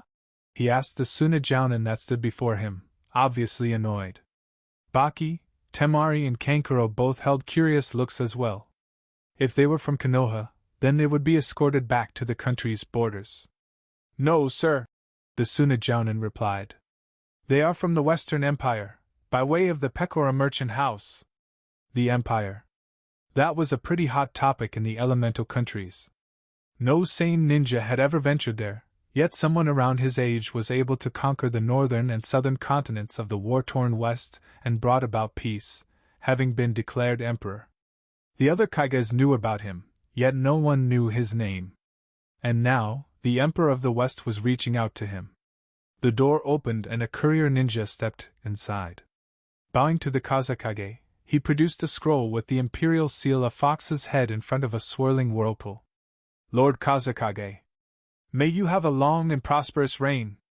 I bring word from my lord, His Imperial Majesty of the Unified West. Temari took the scroll and handed it to her brother, the courier ninja bowing to the trio before turning on his heel and leaving. The Suna Jinchuriki's curiosity was piqued when he saw the insignia. He broke the seal and unrolled the scroll. There was no invite, but a note, brief and to the point. Gaara, come to the west. There will be a boat at the port in Wind Country in 3 days upon reading this message. I'll be waiting. The note was not signed, but rather had a crudely drawn picture of a certain blonde knucklehead flashing a peace sign. Gaara closed the scroll. Turning to his former sensei, he said, Baki, you're in charge until I come back. What it is? What's wrong? Baki asked. The Emperor has invited me to come to the west. Gaara replied calmly. Temari, Kankuro, you two are coming with me. One more thing. Bring Cell 3. Sarutobi and his 2 friends. Baki asked. Why them? I have a feeling that the Emperor is someone we know very well. Gaara replied. Have Sarutobi, Moegi and Udan report here in 5 minutes. We leave within the hour.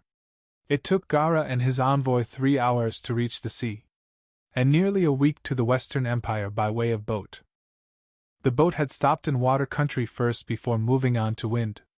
Upon boarding the ship, the Suna envoy was surprised to see an envoy from Mist as well. They had heard reports about someone eliminating the insane Yagura and bringing the bloodline purges to an end.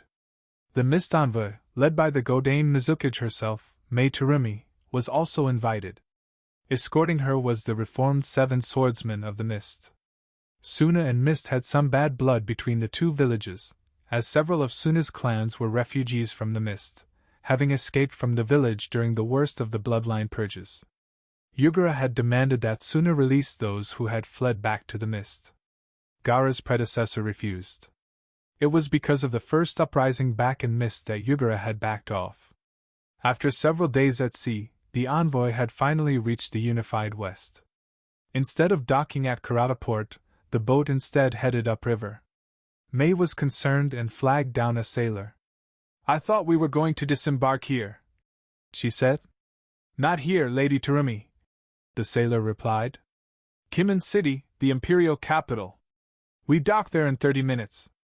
As the sailor went about his business, Mei turned to Gaara, who stood along the bow. The boat passed Karada Port and headed inland. The Kages of Mist and Suna took in the scenery. To think that just 2 years ago, this land was locked in a constant state of civil war, the Godame Mizukic said. Now, you really can't tell. I always thought that the Mist and Water country had it bad when Yagura was in charge. But the stories I've heard about the West while I was a jounin about the West, whoever the Emperor is, he has done something that is nothing but miraculous. Gaara agreed. The two Kages stood in silence as the boat made its way upriver. Within minutes, the imperial capital soon came into view. Mei and Gaara took notice of the imperial complex. The home of the Emperor rose above the city. From a distance, the home of the Emperor and seat of the Imperial West was imposing, reminding Gaara of the Kazakage Tower back in Suna. The sun had set and night was about to fall. Gaara felt a kind of anticipation that he has not felt since the Chunin exams, back when Suna and Oto had invaded Konoha. Only difference was that he had the feeling that he was going to see an old friend. At the port, Zabuza Mamachi and Yujitoni watched as the boat slowed to a stop, then was secured by the dock workers on the ground and the sailors on board. The Emperor had assigned them to act as escorts to the imperial complex. Who better to escort the Kages of Mist and Sand than an ex-Kumo Kunoichi/Jinchuriki and a former Mist swordsman? The two generals who fought alongside Naruto were dressed in their respective uniforms. Yujito in her old Kumo uniform and the khaki jounin flak vest, a signature trademark of the Hellcats, the all-female fighting force which she founded, and for Zabuza, his favorite camel fatigues from his days as a missing ninja. Like Yujito, he also wore a jounin flak vest, only his was dark blue, the trademark of his own Black Ops unit, the Demon Squad, of which he founded alongside Haku. His oversized sword was slung over his shoulder. The gangplank was lowered, and the two Kages and their envoys started to disembark from the boat. Almost immediately, Yujito's senses went haywire. Kitten! The two-tails hissed. He's a Jinchuriki. I know. Naruto told me, Yujito replied. It's Shikaku. Nibi was surprised. Shikaku? That oversized rodent? He managed to get himself sealed? Looks that way, Yujito replied. Keep it down. The monster cat went silent as the two Kages and their respective envoys approached the pair. Almost immediately, the 7 Mist swordsmen went for their swords, but Mei ordered them to stay their hand. Do not attack him, Mei ordered. But he is still a missing nin, one of the swordsmen objected. Granted that he tried to kill Yagura, but still a missing nin. And he is in the employ of the Emperor, Mei pointed out. I will not see the Mist wiped out because you tried to kill a ninja who answered to the Emperor. Once that situation was defused, Mei turned to Zabuza. Zabuza Mamachi. Demon of the Mist. I thought you were dead. One of these days, maybe. I almost came close. Zabuza replied, bowing. Lady Mizukic, welcome to the capital. He introduced Yujito. General Yujito ni, commander of the Hellcats. Yujito, Godame Mizukic Mei Terumi.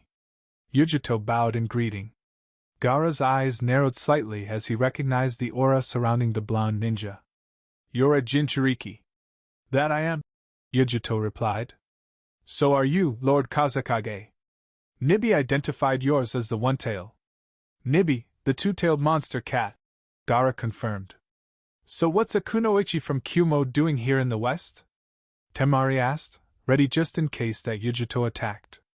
I no longer serve the cloud, Yujito replied. I was betrayed by the Kumo High Council without the knowledge of A and B. The council sold me out to the Akatsuki. The Emperor saved my life. I've been at his side ever since. Temari calmed down after that. The Akatsuki was also a hot topic aside from the Emperor. They had went underground following the disappearance of Naruto and Yujito, but there were reports of them resurfacing. Any village who had a Jinchuriki were in a state of high alert, or those Jinchuriki who were wandering had went underground. The Emperor sent you to meet us? Gaara asked. Yujito nodded. Yes. Consider us your personal escort to the boss. He is waiting for you at his home. I always thought the people of the West were different, they said as Zabuza and Yujito walked through the open-air market of Kimin. Now I see that everyone's the same, from the style of clothes to the same food. The boss and I thought the same thing when we first came here, Yujito said. Of course, this was back when Oda had ran the place. It wasn't as lively as it is now. The living conditions were horrible. Oda was leeching off the people, demanding tribute upon tribute. He killed the men who did not comply and raped their wives and daughters. One girl he used as a sex toy after cutting off her limbs and tongue, after eliminating her family who dared to oppose him. When he got tired of her, he tossed her to his troops. When the boss found her after we had killed off Oda, even he was appalled at the barbarism that Oda had done. He did the right thing and granted her a mercy killing. Temari and Mei paled at Yujito's story. Even the Miss Swordsman and the other Suna ninja looked sick. The boss spent 3 months consolidating his power base here, Yujito continued. It was then he decided to launch his own war. A war to unify the continents.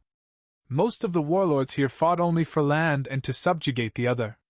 He fought to unify the lands under his banner, to bring about an everlasting peace, something that the West has not seen since the era of the Six Paths Sage.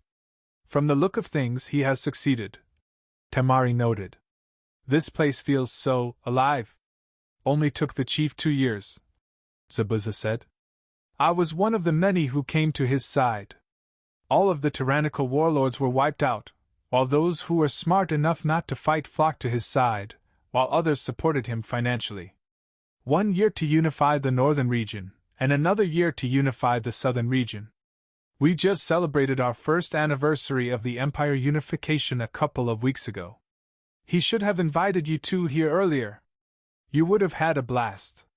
I'm sure we would have, they said as the party passed 2 members of the Hellcats, identified by the same type of flak vest that Yujito wore.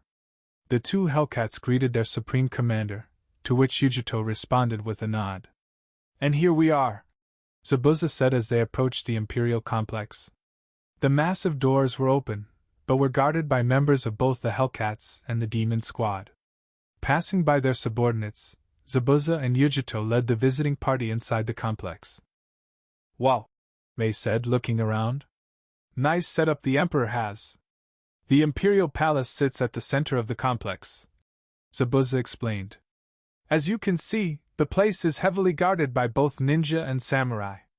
Not only does the Emperor live here, but he also meets with the Imperial Council inside the House of Sovereigns and entertains guests inside the reception hall. We even got some barracks here for them to stay in. Since the Emperor's a seal master, his main home is warded off from intruders. He should be inside the House of Sovereigns now. We're heading there now. In that case, lead the way, Gaara said. House of Sovereigns throne room.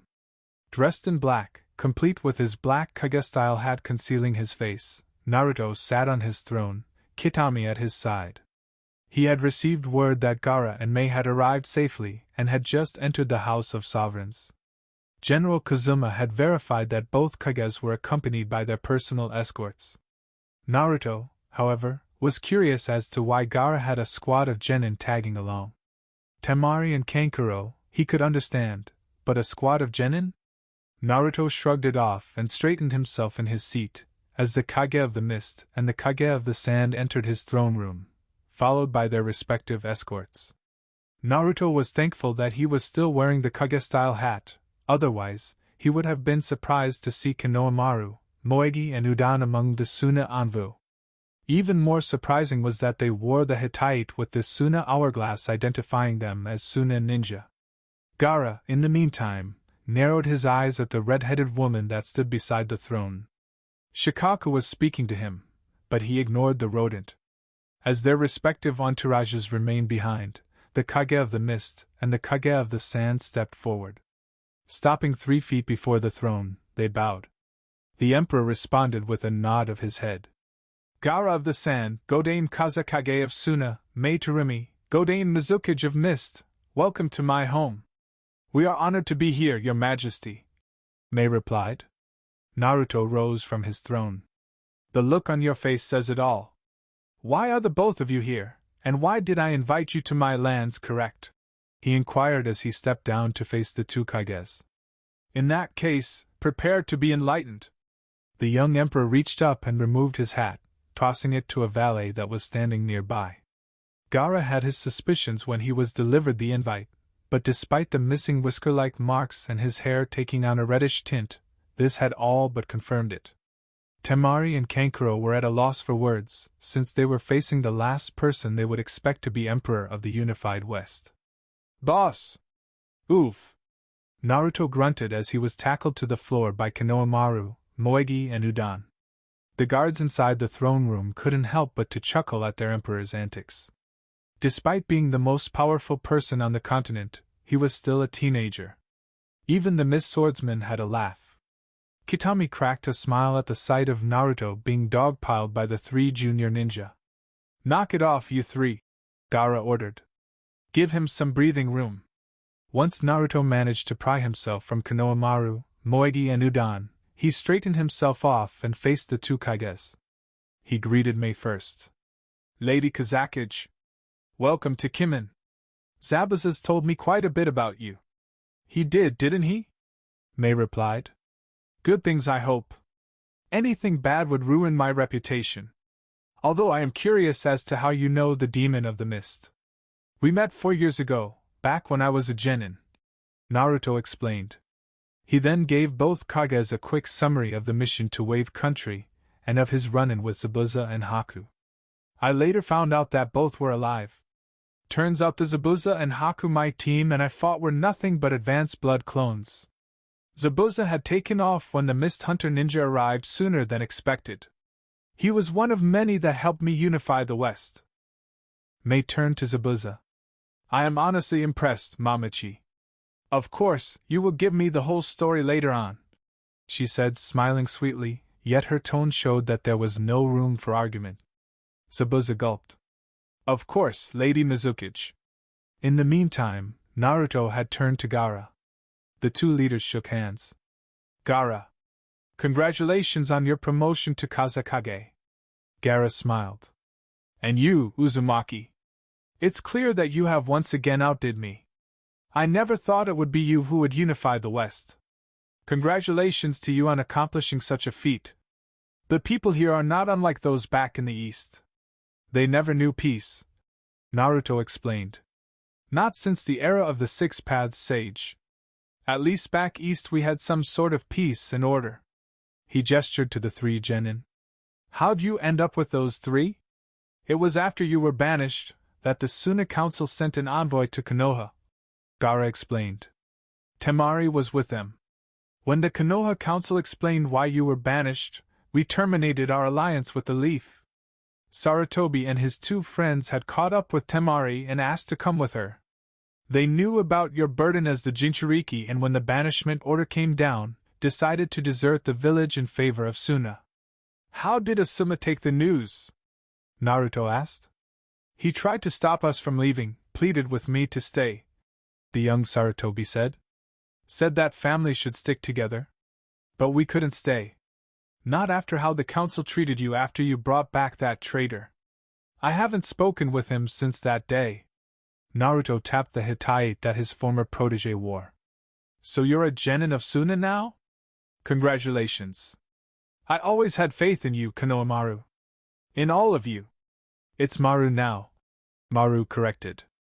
I changed my name when I arrived in Suna, boss. That was the last thing that connected me to that village. Whenever people called me by Konohamaru, it reminded me of you and of your sacrifice. It brought back so many bad memories. Maru, show some respect, Temari scolded. Naruto waved her off. It's okay, Temari. Maru's been calling me boss ever since Konoha. It's his way of showing respect towards me. In any case, it's good to see you again, Naruto, the Wind Mistress said as she hugged the younger man. You're grown too. Last time I've seen you, you were nothing but a sprat. It was indeed true. Naruto barely stood over 5 feet back in Konoha. Now, He was clearly a foot taller. 4 years of hard training and fighting tends to work wonders. He turned to Kankuro. Still into your puppets, I see. Improved any? Kankuro grinned. You can be more than happy to find out, kid. He shook Naruto's hand. Good to see you're still alive. Can't die just yet. The people need me. He then introduced Kitami. My chief prime minister, Lady Kitami Akashiya. Kitami bowed in greeting. As she did so, Shikaka recognized her aura immediately. She is the Nine Tails. Shikaka screamed in Gaara's mind. She is the Kyuubi in human form. Kitami saw the look on Gaara's face, and could only guess as to what the one tail was saying to its container. So Shikaka figured it out, huh? She asked, smiling meanly. How is the rodent? Hey! I resent that. Shikaka shouted. Shut up, Shikaku, you're giving me a headache, Gaara muttered. To Kitami, he said. Is it true? You're the Nine Tails? That I am, Kitami confirmed. Temari and Kankuro blinked. They looked at the female redhead, who was looking on with a smug look. This was the same nine-tailed fox that they seen during the Tsunoto invasion. Maru, Moegi and Udan already knew about Naruto's secret, but was surprised to find out that the Nine-Tails was a woman. Are you sure, Gaara? Kankuro asked. She can't be the most powerful of the Bijou. That was when Temari tapped him on the shoulder, before pointing at the Empire's prime minister. When Kankuro looked in her direction, he first felt the wave of killer intent directed at him. Then his jaw hit the ground, as did everyone else's save for Gaara and the Neo-Maru Corps. You were saying, Kankuro? Kitami asked sweetly as her 9 tails snaked around her, her eyes glowing an inhuman red, the pupils slitted. The puppet master waved his hands in a placating manner. Okay. I'm convinced. Please don't kill me. Well, since you said please, Kitami replied as the tails vanished, her eyes reverting to normal. Show off, Shikaka muttered. It's true that Kitami is the strongest of the tailed beasts, but they are not demons as most people would think. Naruto explained. We Bijou are more connected to nature, Kitami seconded. But after we were separated from the 10-tailed beasts, some pompous little pedant had the brilliant idea to turn the tailed beasts into weapons by sealing them inside humans, creating the Jinchuriki. As to how Kitami is free, I studied the seal and reverse-engineered it. I freed her with all 9 tails of power. That much is true, Shikaka confirmed it. One thing about us Bijou is that we are incapable of lying. Okay, enough talk, Naruto said. You must be hungry and tired from your trip. Consider yourselves guests in my home. He summoned a valet who was standing nearby. Take them to the guest quarters. See to their comfort. Yes, your majesty, the valet said. Later on following dinner, Naruto entertained his guests with past war stories. Mei, on the other hand, had hauled Zabuza off to raid the Imperial Palace's sake stash. It would be late night when a shit-faced Mizukage and an equally sloshed commander of the demon unit staggered into the Imperial Palace's guest room. Zabuza did a face plant into the couch, while Mei staggered to her guest room. Rather than retire to her own chambers, Kitami shifted into her fox form and founded a shaded area within the complex's grounds and fell asleep there. Naruto and Gaara were on the balcony of the guest quarters, overlooking the city. I think it's safe to say that Temari has fallen in love with Kimen City, Gaara noted. You've proven to be the most unpredictable ninja once again, Uzumaki. You think the city's nice, wait till I tell her about the hot springs resort in the mountains, Naruto replied. She'll never want to leave then. The Suna Jinchuriki cracked a small grin. I'll bet. Temari always loved hot springs. The ninja back home always talked about the West, that going there is for the foolish and the crazy. Not even Orochimaru or the Akatsuki would even dare to come here, let alone Konoha. Naruto frowned. He knew that this would come. What's been happening ever since I left? From what I managed to hear, the council pardoned the Uchiha for his attempted defection, Gaara said. They placed the blame on both his curse seal and on you. After your banishment, every single alliance and trade agreement that Konoha had because of you were dissolved, wave, snow, hot water. Konoha is a virtual pariah in the shinobi world. Wherever they go, they are not welcome. In some cases, they are not allowed entry into some of the towns, forcing their ninja to go in using henges and aliases. I bet they blame me for that too.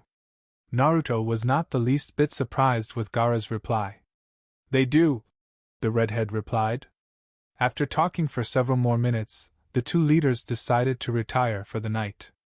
After all, tomorrow would be a big day for all parties involved. The following day, a special meeting was taking place inside the House of Sovereigns. The Emperor had convened his Imperial Council, and this time, the two Kages were present. 2 more chairs were placed at the head table.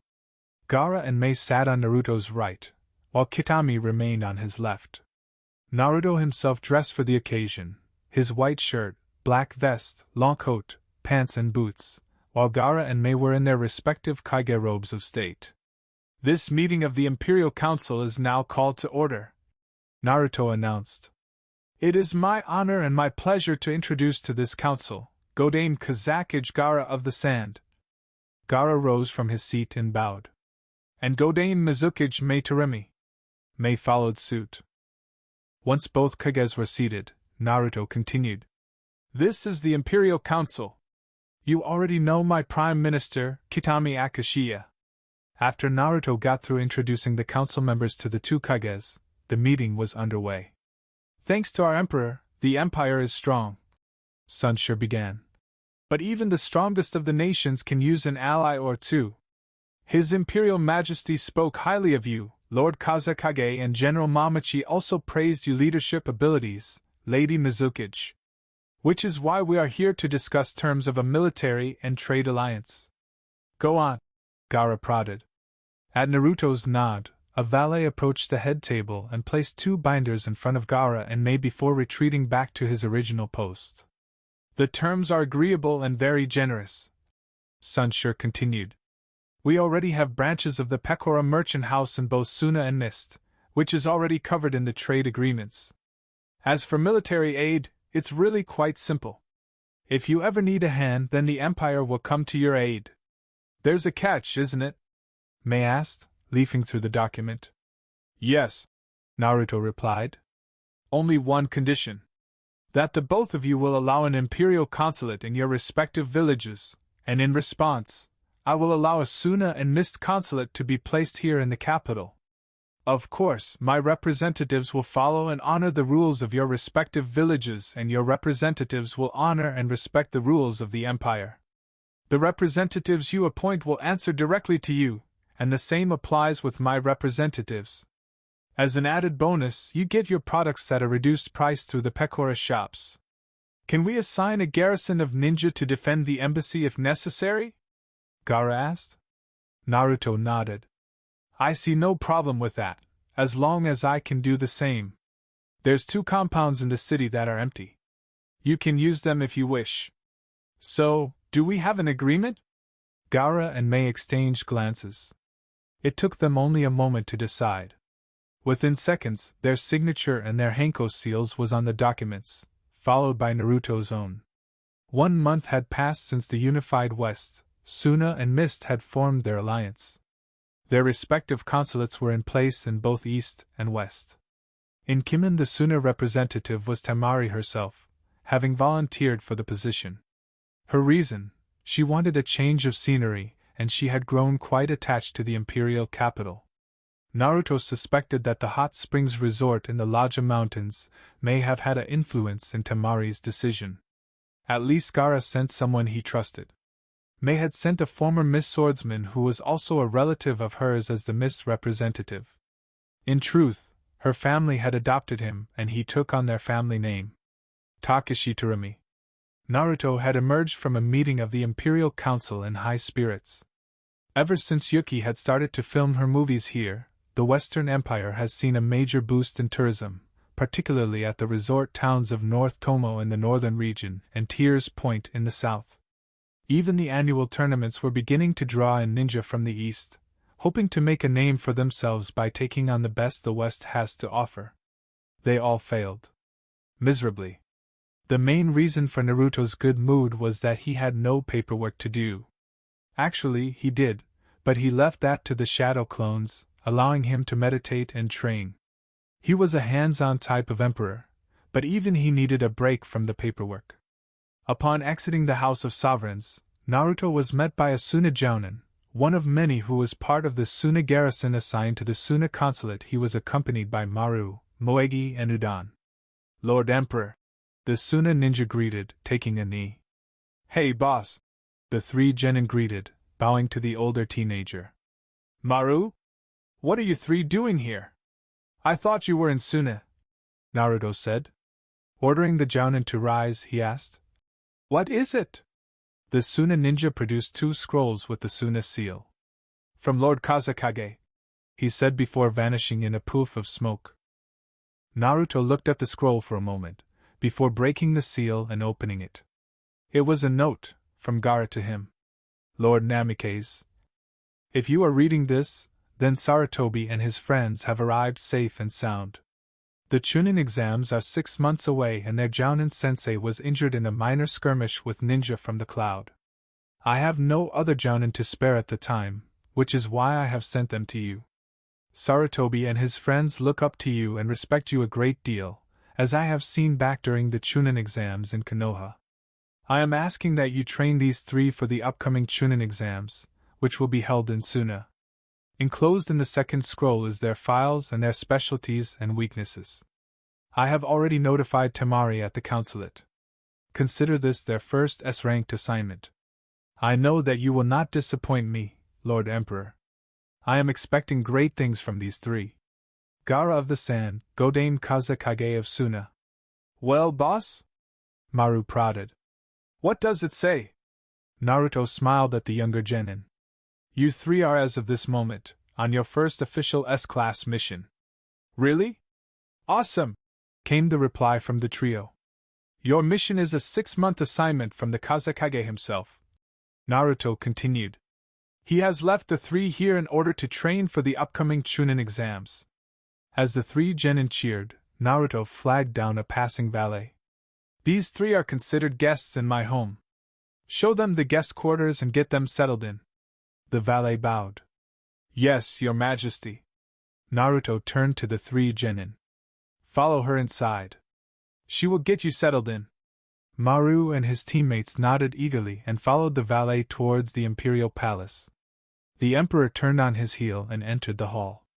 As he headed for his office, he undid the second scroll and began to read it. Maru's specialty is ninjutsu, just like old man Sachirobi. Moegi knows the basics of medical ninjutsu, and Udan shows promise in hand-to-hand combat, Naruto thought as he continued to read. They're a bunch of misfits, but they show promise. Kinda reminds me of myself when I was younger. This can be interesting. Rounding the corridor, he saw Sunsure chatting with Hade Okajima, Kokoro Yamada and Kodachiba. Before they could say anything, Naruto had beaten them to the point. You 4 my office. Curious as to what their emperor would want, they followed him inside. 10 minutes later, Maru, Sarutobi, Moegi and Udan stood before the emperor, the boy that they had long since admired since their days back in Konoha. And he was not alone. Standing alongside Naruto were 4 people that they recognized from their last visit. Naruto had explained the request from Gaara in regards to the 3 kids standing before them, and had requested that they assist in their training. Not one to back down from a challenge, Sunsure and the 3 council members agreed. Gaara's entrusted you 3 to my care, to train you for the Chunin exams. Naruto intoned, his face serious. But I cannot do this alone, which is why I enlisted the help of these 4 upstanding warriors. I fought with them during the Unification Wars, and I trust them with my life. Mondays I will teach you taijutsu, as well as chakra control and endurance training. Tuesdays, Sunsure will train you 3 in basic weapons combat and tactics. Wednesdays and Thursdays, I got something special planned. Maru, you will learn ninjutsu from Okajima. At that, the Tengu bowed. Moegi, as you are studying to be a medic ninja, you will spend time with Yamada. Kuda bowed as well. And Udan, you will receive intermediate and advanced taijutsu training from the Chiba clan, mostly from Takuma. The Chiba clan had followed suit. Sunsure sized the 3 Sunagenin up. So, this is your little pet project? Train these 3 into battle-ready ninja? You got your work cut out for you, Chief. Maru puffed at that insult. Hey! I'm gonna be a great ninja. Like the boss and my grandpa. Sunsure looked at Maru. And who are you? Maru Sarutobi. Sunsure recognized the name immediately. Sarutobi. Your grandfather was Hiruzen Sarutobi? You knew him? Knew him? I fought him when I was younger, Sunsure replied. The chief admired him a great deal.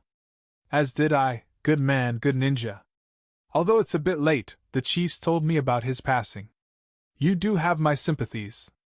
They're a group of misfits, but they got heart and guts, Naruto added.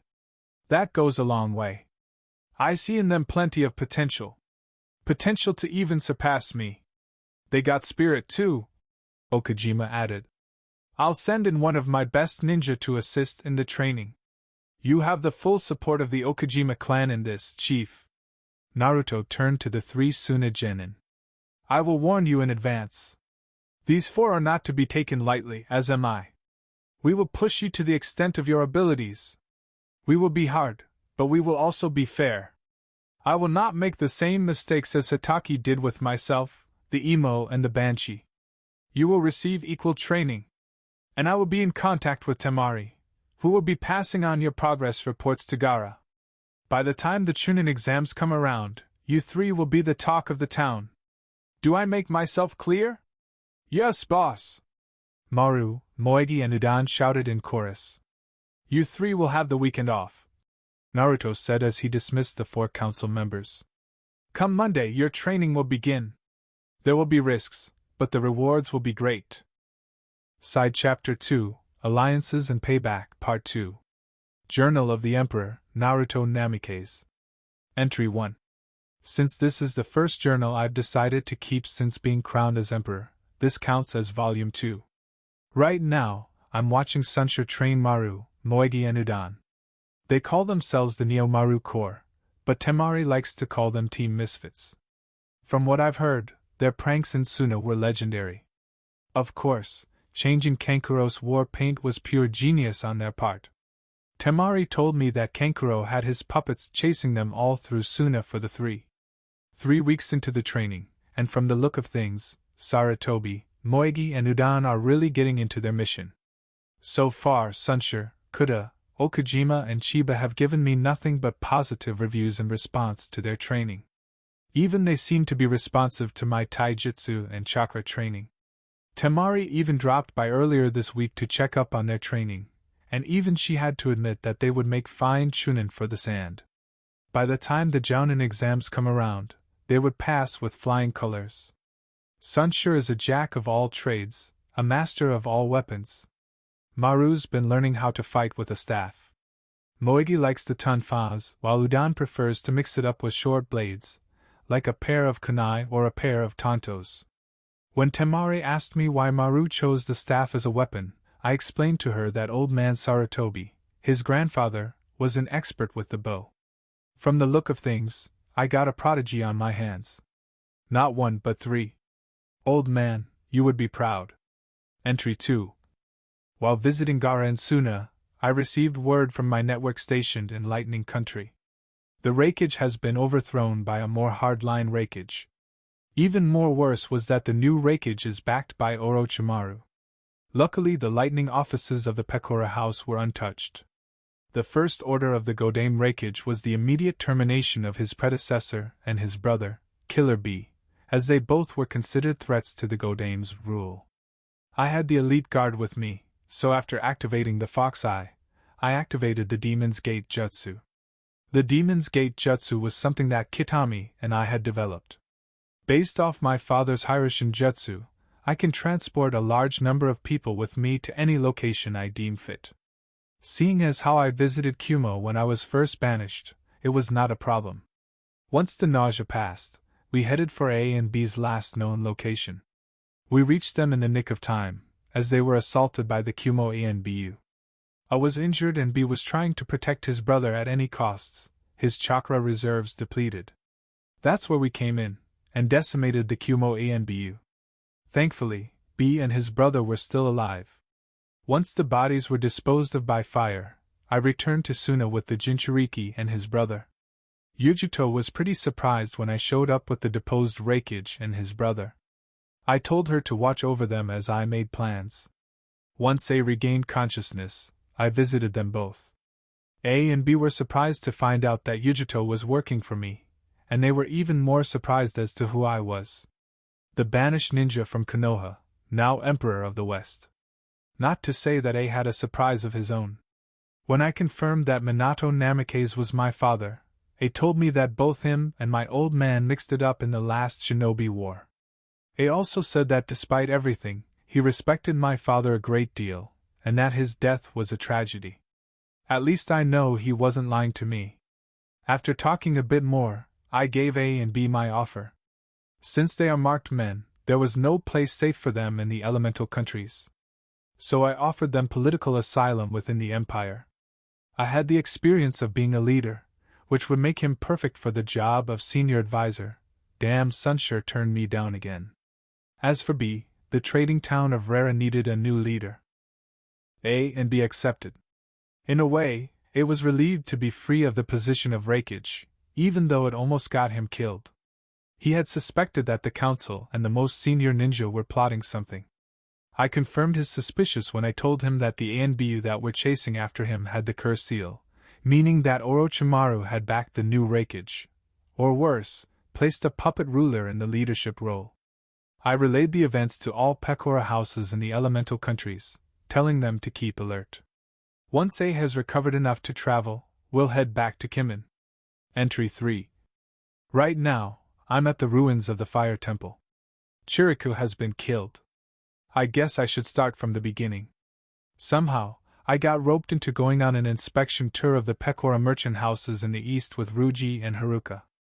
My elite guards, as well as Team Misfit, accompanied me on this little 2-month-long expedition.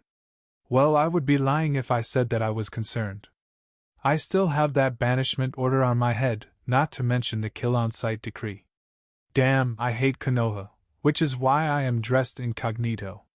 The fire capital housed the Pekora merchant house. I realized that the capital was not that far from Ichiraku and the temple. I decided to visit Ichiraku and pay my respects. Only when I arrived at the temple, I found the place in ruins, most of the monks slaughtered. A surviving monk told me and my envoy the story. Haiden and Kazuku had paid a deadly visit to the temple and leveled the place after killing most of the monks and taking Chiriku's body to the hidden bounty station near the border. My reaction was instant. I told the others to remain at the temple to lend a hand. I retrieved my sword, kunais, seals and flak vest, but still kept the black kage head over my face to hide my identity. Swearing a blood oath to avenge Chiriku and to kill the zombie brothers, I took off in pursuit. It took me 30 minutes to reach the border, but I found the underground bounty station, along with Haiden and Kazuku. The latter watched as Haiden initiated the Jashin ritual and cursed jutsu on Asuma Saratobi. My first intention was to let Asuma kill himself trying to stop Haiden, but old man Saratobi would probably be pissed if I let his son die. So I went with plan B. First, I dealt with Kazuku. Using the chakra chains jutsu, I incapacitated him. Then I turned my attention to Haiden. Flashback. Haiden's eyes nearly bulged out of his skull as Naruto impaled him with his kunai. Even Kakuzu was in shock. How was this possible? Haiden was virtually immortal. Now, he was dying at the hands of this newcomer, who had all but virtually killed him with no effort. With a roar, Naruto slid his blade violently to the side, causing Haiden's insides to spill out. The follower of Jashin sank to his knees, hands holding his torso in a futile attempt in trying to keep his insides from coming out. Haiden looked into the golden eyes of his soon-to-be killer. How is this possible? Haiden gasped. I can't fucking die. Easy, Naruto replied. I simply reverse-engineered the jutsu which granted your immortality. Not so tough now, are ya?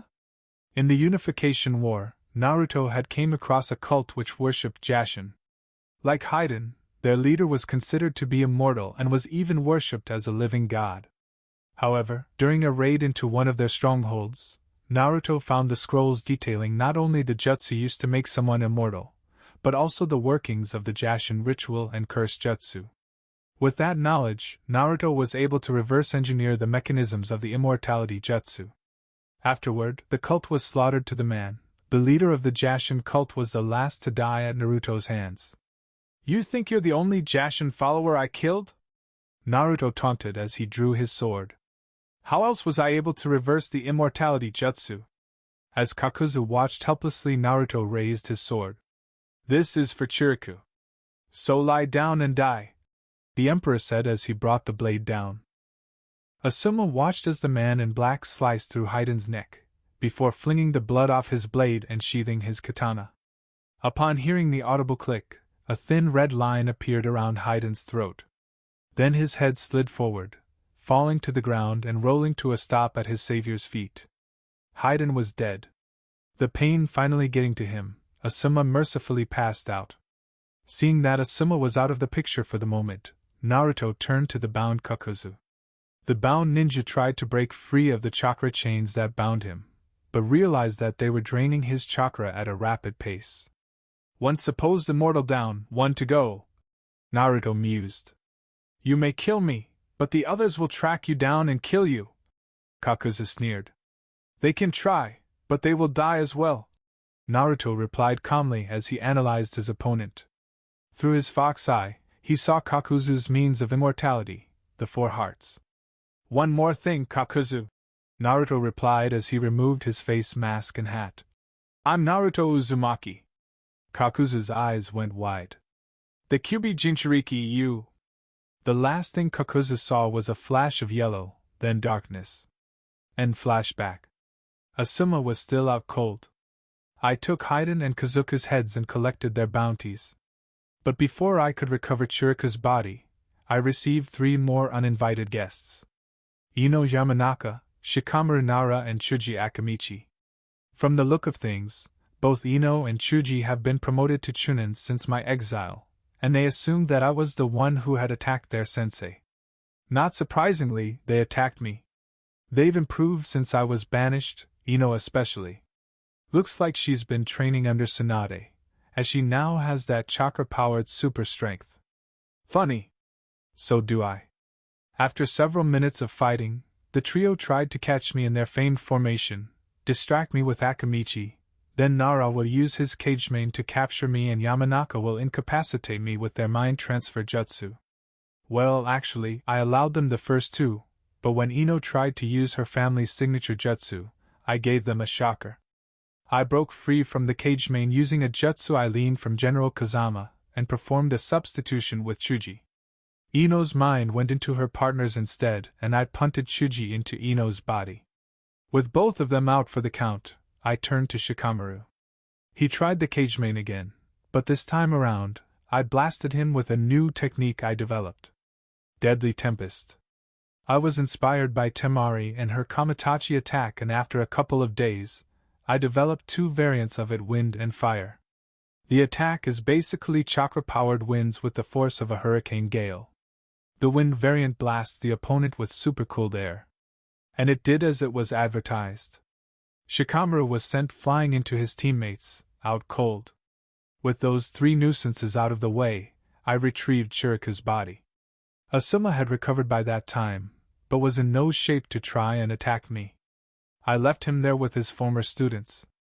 Konoha the following day. Inside a hospital room, a very pregnant Kurenai Sarutobi kept a silent vigil over her husband. Haiden had worked Asuma over pretty good with his ritual and curse jutsu. The Sarutobi clan head had multiple cuts and lacerations, some minor, others serious. He had lost quite a bit of blood on the way back to Konoha. Chuji had carried him on his back and Ino fed him blood pills, and given the extent of his injuries, he would be on the inactive list for several months. But he would survive.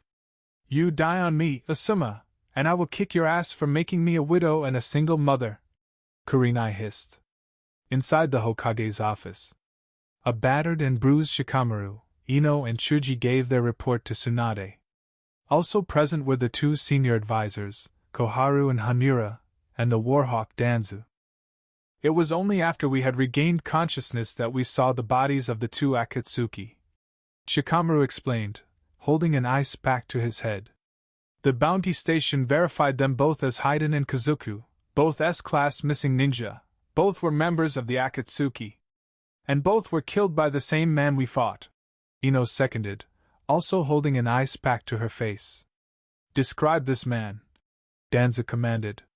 Tall, maybe about 6 foot even, Chuji said, holding his own ice pack to his nose. Dressed in black, gown and flak vest, pants and boots. He wore a Kage-style hat to cover his face. He was armed with a sword, but did not use it against us. We saw no Hittite identifying him as a missing ninja.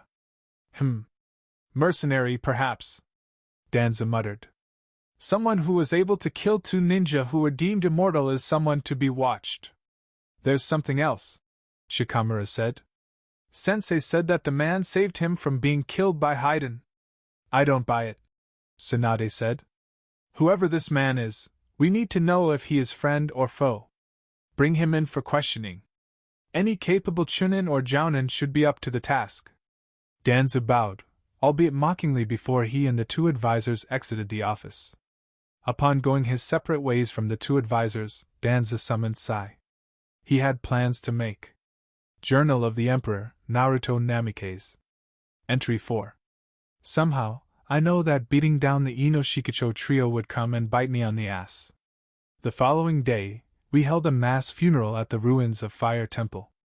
Ichiraku deserved better. He didn't deserve to die like a dog. The surviving monks would rebuild, but not before I promised them help in any way possible.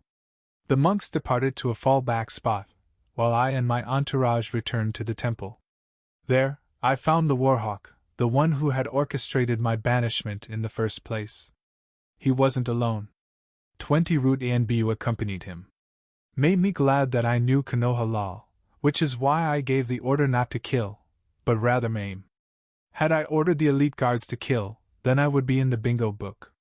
But I wasn't worried. If I was alone, then yeah, I would be worried. I think I should take this time out to tell you about my elite guards. It was Sunshi's idea to begin with. Even though I am a highly skilled warrior trained in the ways of the shinobi and samurai, even I need someone to protect me. Which is why Sunshire came up with the idea of having an elite group of bodyguards, both samurai and shinobi, to watch my back. They all came from samurai and shinobi families, and are especially good at what they do. The elite guards are a motley bunch, but they look out for each other as well as guard me. The first member just so happens to be the youngest of the bunch. Sunshi's granddaughter, Sana. Like her grandfather, she was trained as a samurai. In the Unification War, she was a member of Yujito's Hellcats, and still wears the khaki flak vest with pride. I spar with her every once in a while whenever I can't fight her grandfather. The others tend to treat her like the little sister of the bunch. Hideo Kibagami was Eiji's nephew. His parents were killed in battle, and he was raised by his foul-mouthed uncle and also taught the ways of the sword. From what I've seen, the Kibagami style is mostly quick draw.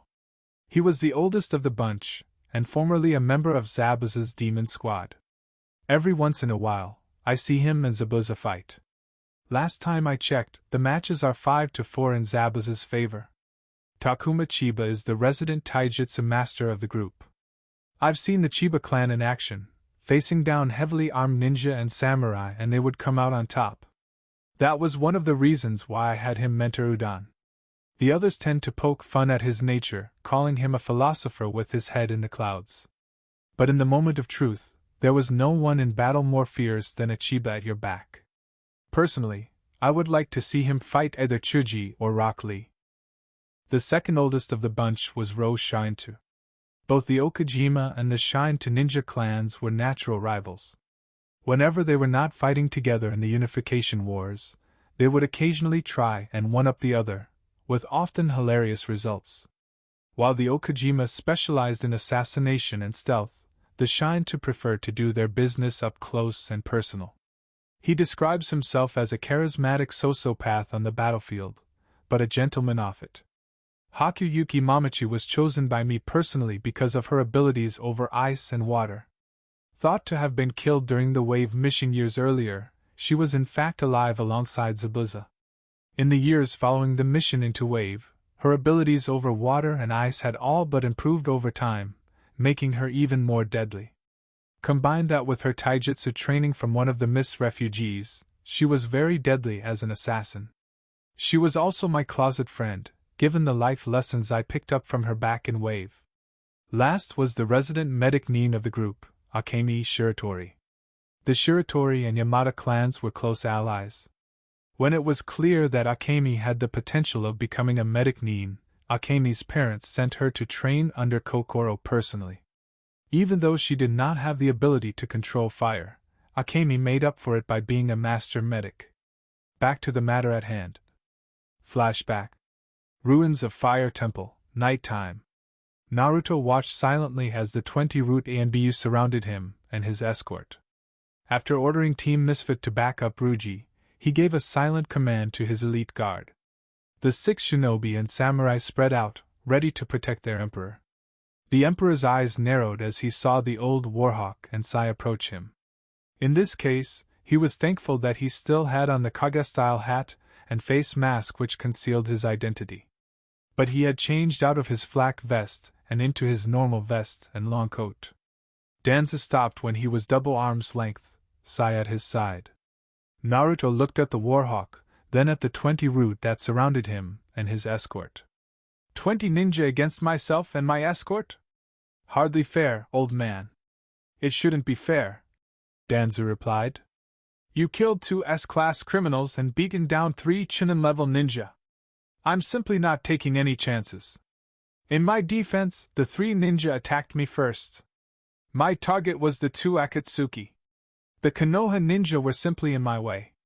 You didn't come up here for a friendly chat. State your business. Danzu was to the point. You are to surrender at once. By order of the Godame Hokage and the Konoha Council, you are summoned to Konoha for questioning. My Root are here just to make sure that you make the right choice. Of course, it would be such a shame for a person of your potential to be locked away. I can use someone like you en route. I can protect you from that drunk of a Hokage and the rest of the clans. Join me, and I will make you my right-hand man. When the time comes for me to usurp the position of Hokage, I will make Konoha a village to be feared. Join your side and become a tool like the rest of your Root? All ninjas are tools. Ninjas are not tools of anyone, Naruto replied.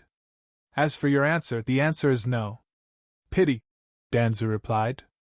Then you leave me no choice. Kill his escort and seize him. As the Root moved in, Naruto merely smiled. You really think your ANBU can stand a chance against my guards? You really need to get up more. End flashback. We fought on the grounds of the destroyed temple. 20 against 7 seemed like an unfair fight. Only difference was the people of the West lived and breathed warfare. So Danzu was very surprised when we tore through his Root with little effort. I took down 10 of them before turning to Danzu and Sai. The Ink user found out the hard way that his Ink attacks were ineffective against tsunami force winds. Once Sai was taken care of, I turned to Danzu. The fox eye immediately identified the Uchiha's Sharingan. Unlike Hataki, he had several implanted, one in his left eye and the other in his hidden arm. I gotta thank Kitami when I return. The fox eye did as it was advertised. Danzu's Sharingans proved to be ineffective against my own bloodline when he tried to use it against me. That didn't make him any less dangerous. I ended up fighting in a sword fight. The old man was good, I hate to admit. But he was pretty complacent in his superiority. But in the end, his sword was broken in two, and he was staring down at the pointy end of my blade. I think he was honestly shocked to see that his best ninja were defeated. Killing him would only make things worse, so I spared his life. Danzu soon joined his Root in unconsciousness. By the time he and his group recover, I was be long gone. Entry 5. Visited Yuki in Spring Country. Actually, she invited me to the premiere of her newest movie, which she had shot back west. Afterward, she invited me and the guards to her estate in the spring capital. There, I entertained the elite guard with stories of my days as a Konoha genin, particularly the mission into spring, then known as snow. Now that Yuki's a daimyo, she managed to get a small ninja village established. She took me there one time. The ninja were mostly refugees from Mist and from other villages that had fallen off the map. I'd say in a few years the hidden ice village will be a force to be reckoned with. I also received word from the spring branch of the Pekora merchant house that the original Ino Shikacho trio consisting of Inoichi Yamanaka, Shikaku Nara, and Chusa Akamichi were tailing me. This I already knew, since I saw them at the premiere. Chusa pretty much sticks out like a sore thumb, and if he was there, then his two buddies were not far behind. The original Ino Shikacho were pretty famous during the days of the last Shinobi War. Not as famous as my father, but still famous. Call it hubris, but I wanted to see just how good they really were. Fortunately for them, they decided to come to me. It was in the evening when I was training in the woods surrounding Yuki's estate when they showed up. Flashback. Spring country.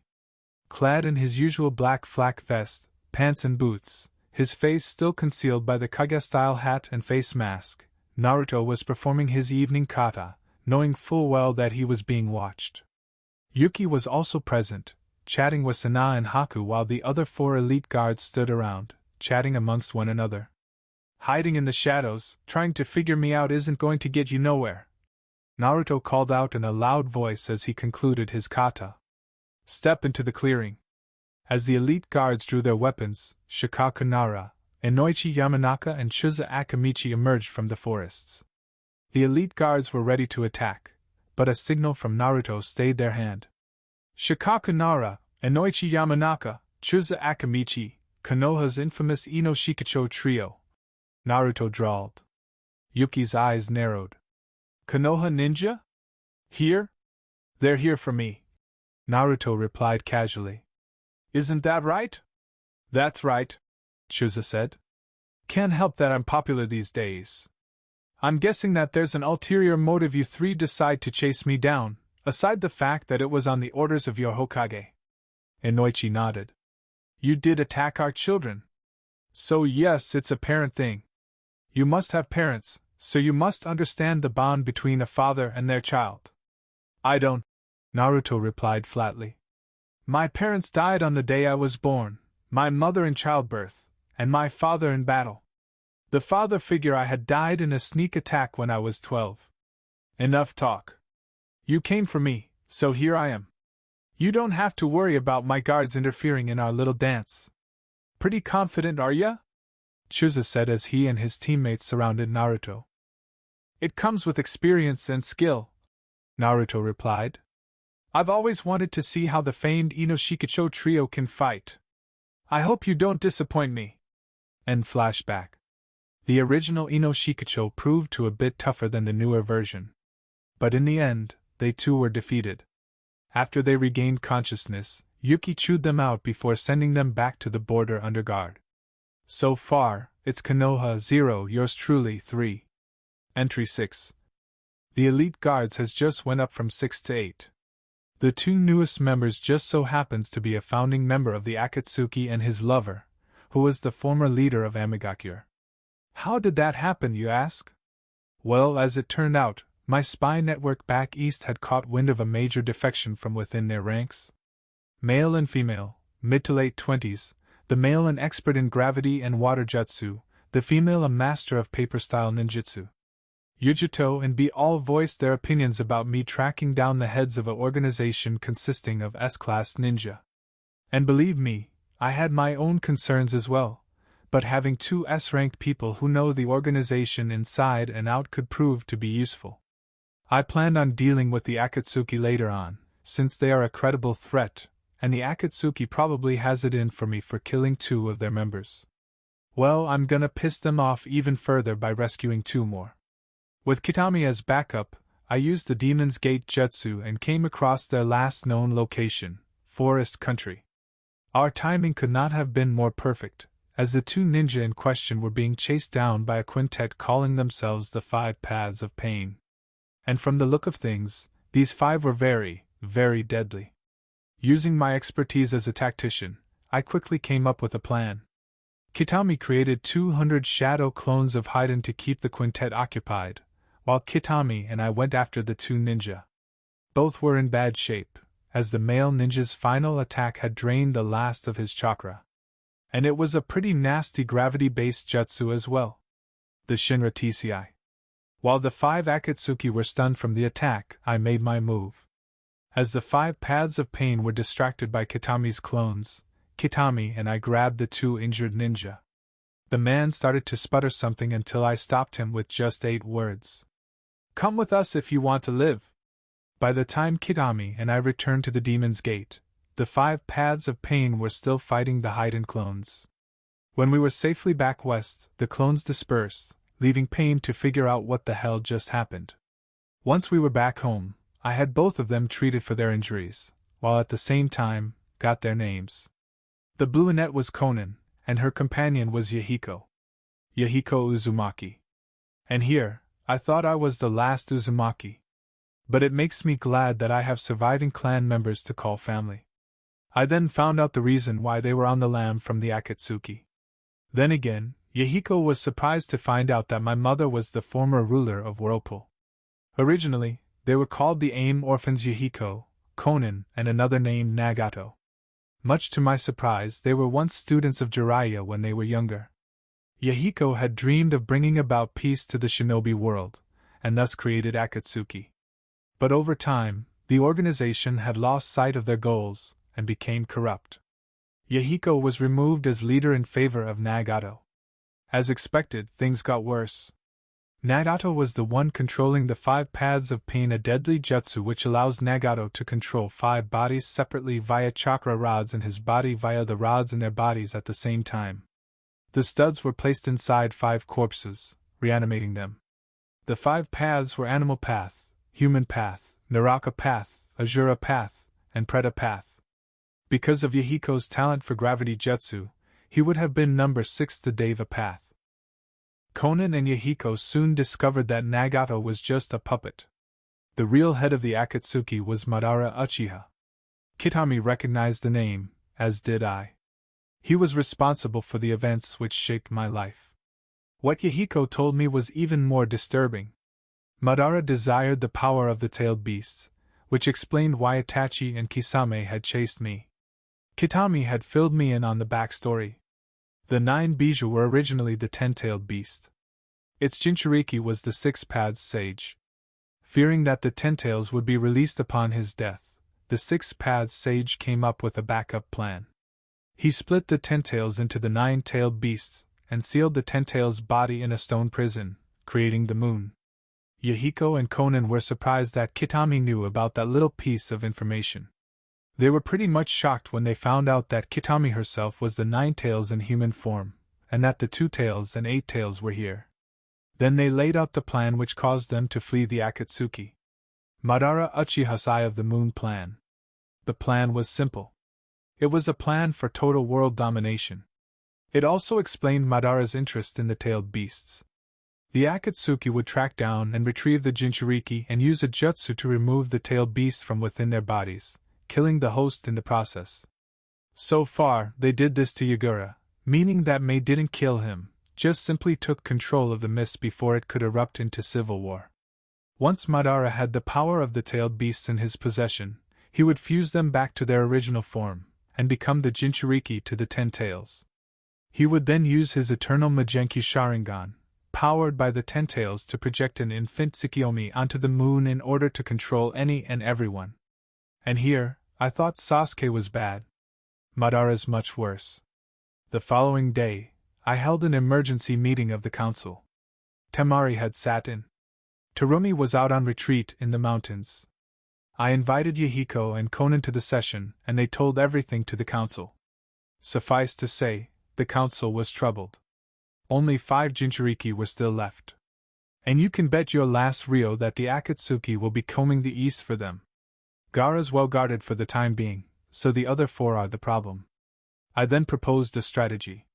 Using the spy network back east, I find the Jinchuriki and offer them asylum here. The motion was passed. As for Konan and Yahiko, I had them placed on probation until the Akatsuki was destroyed. At least Yahiko and Conan understood the severity of the situation. As they were former members of the Akatsuki, they had to earn their trust. And that concludes part 1 of this story. Thank you for spending your time here at Ichiraku Ramen and listening all the way to the end. Your support helps keep these stories alive and allows the shinobi world to continue through new adventures and alternate timelines. If you enjoyed Naruto, Rise of the Emperor, don't forget to like the video, subscribe to the channel, and turn on notifications so you don't miss future stories. Once again, full credit goes to Snafu the Great, the original writer of this story. If you would like to read the original version, you can find the link to the story in the description below. Let me know in the comments what story you would like to hear next. Until the next time, stay safe, and I'll see you again at Ichiraku Ramen.